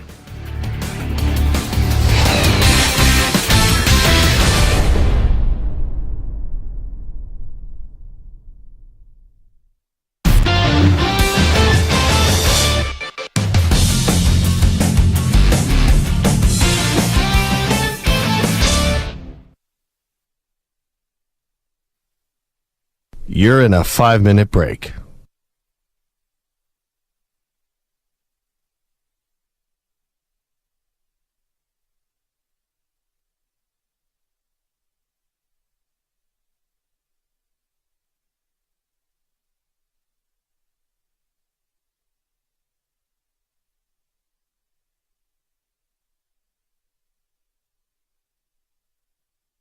Four minutes, 30 seconds remaining.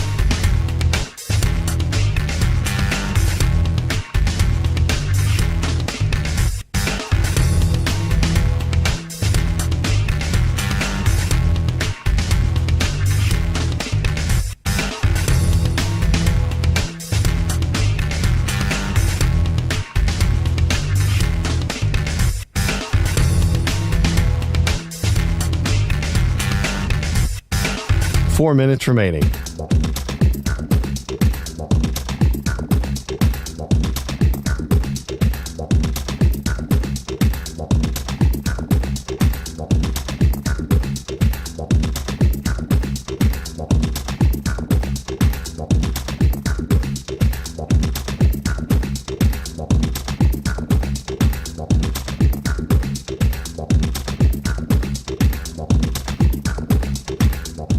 3 minutes, 30 seconds remaining.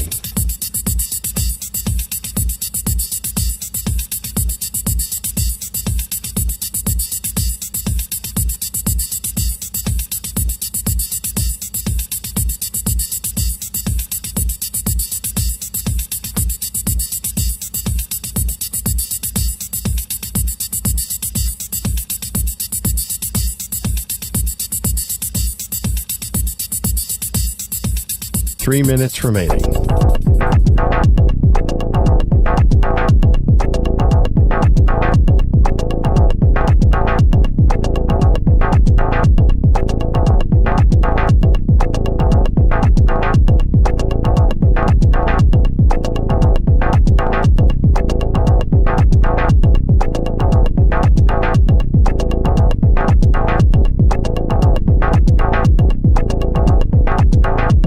Two minutes, 30 seconds remaining.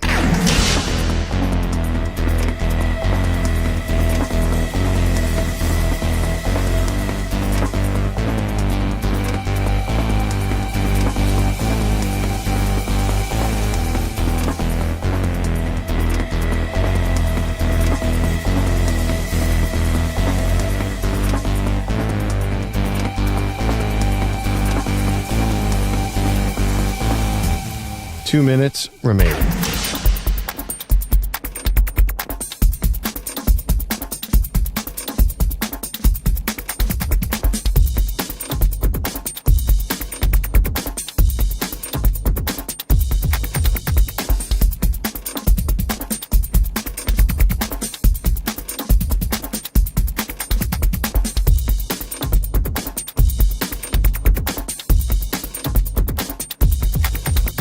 One minute, 30 seconds remaining.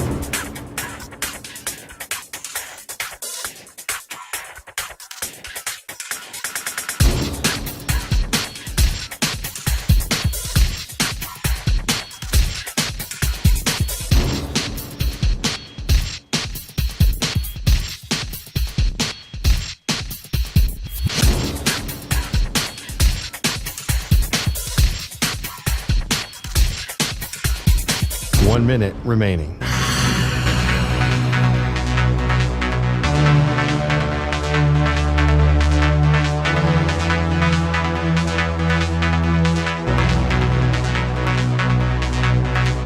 Forty-five seconds remaining.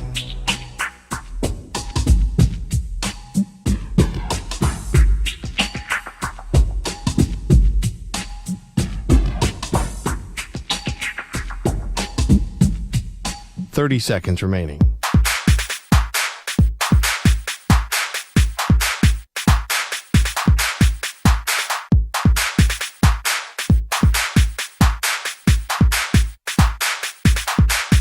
Fifteen seconds.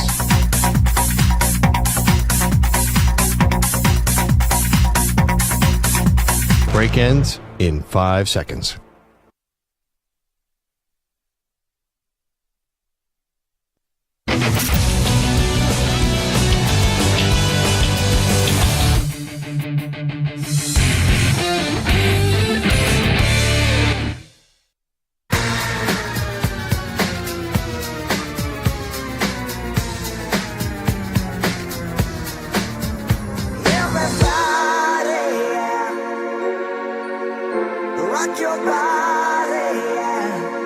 Hey, this is Howie. And this is Nick. From the Backstreet Boys. And you're listening to the Zach Gelb Show. And guess what? Zach is back. All right. He's live. He's nationwide. This is the Zach Gelb Show. Oh, my God. Happy birthday. Oh, very nice. Happy birthday to you. Happy birthday. Happy birthday. Happy birthday to you. Happy birthday to you. Can I go? Okay, just making sure. I appreciate that, guys, as my birthday is tomorrow as I turn 30. I will say, I thought there was an error in the system. I was about to say, come on, Nico. I just hyped you up. I know you're rather newer working here. Like, what the heck is going on out there? And then I'm like, oh, this is happy birthday. This is like a creepy version. least it's not like Happy Birthday, Mr. President. But this is a very creepy version of Happy Birthday. All right, we can fade that out. I appreciate the sentiment, though, and everything. But thank you. I turn 30 tomorrow. I don't know. It's a little bit weird if I'm being honest. Getting very old. Back in my day. No, I'm not going to do that stuff. But anyway, I wanted to spend 2 minutes here talking about Nick Foles. Let's listen up to Nick Foles. This is him announcing his retirement today, and he's going to retire as a Philadelphia Eagle. This is the quarterback known as BDN. It's crazy to be in this moment, looking at this camera, officially announcing my retirement from the NFL. It's been such a special privilege to play for Philadelphia, St. Louis, Kansas City, Jacksonville, Chicago, and Indianapolis. To the fans of the NFL around the world, thank you for making the game so special. Y'all are the ones that bring the energy in the stadiums. Thank you. Specifically, thank you to the Philadelphia Eagles fans. From 2012 when I was drafted to 2017 when I came back. You truly made playing in Philadelphia the most special experience in my football career. Was that like a violin in the background? I love how he named all the teams. Like, stunk everywhere but Philadelphia. But it's one of the more bizarre NFL careers you've ever seen.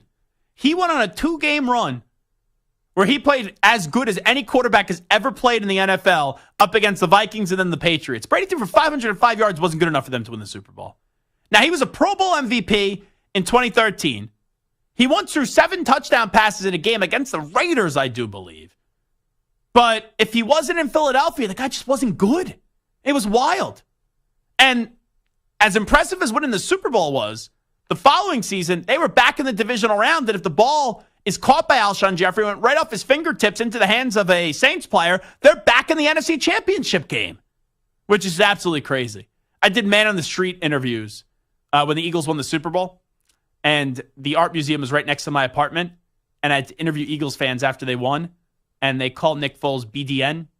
I can't explain what that means on the air, but if you know, you know. And a fan made a poster. You know, like kids usually like make posters and go to games and stuff. It's a parade. It was like, kid was probably like 20 years old or something, 21 years old. He made a giant condom. And he goes, I want to give this to Nick Foles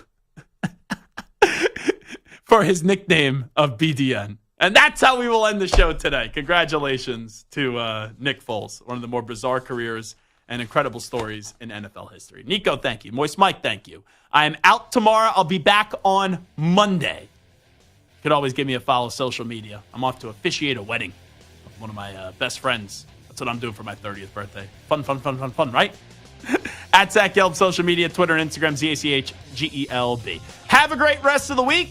Have a great weekend. I'll be back on Monday at 3 p.m. Eastern, noon Pacific. We out. Bye-bye. Peace.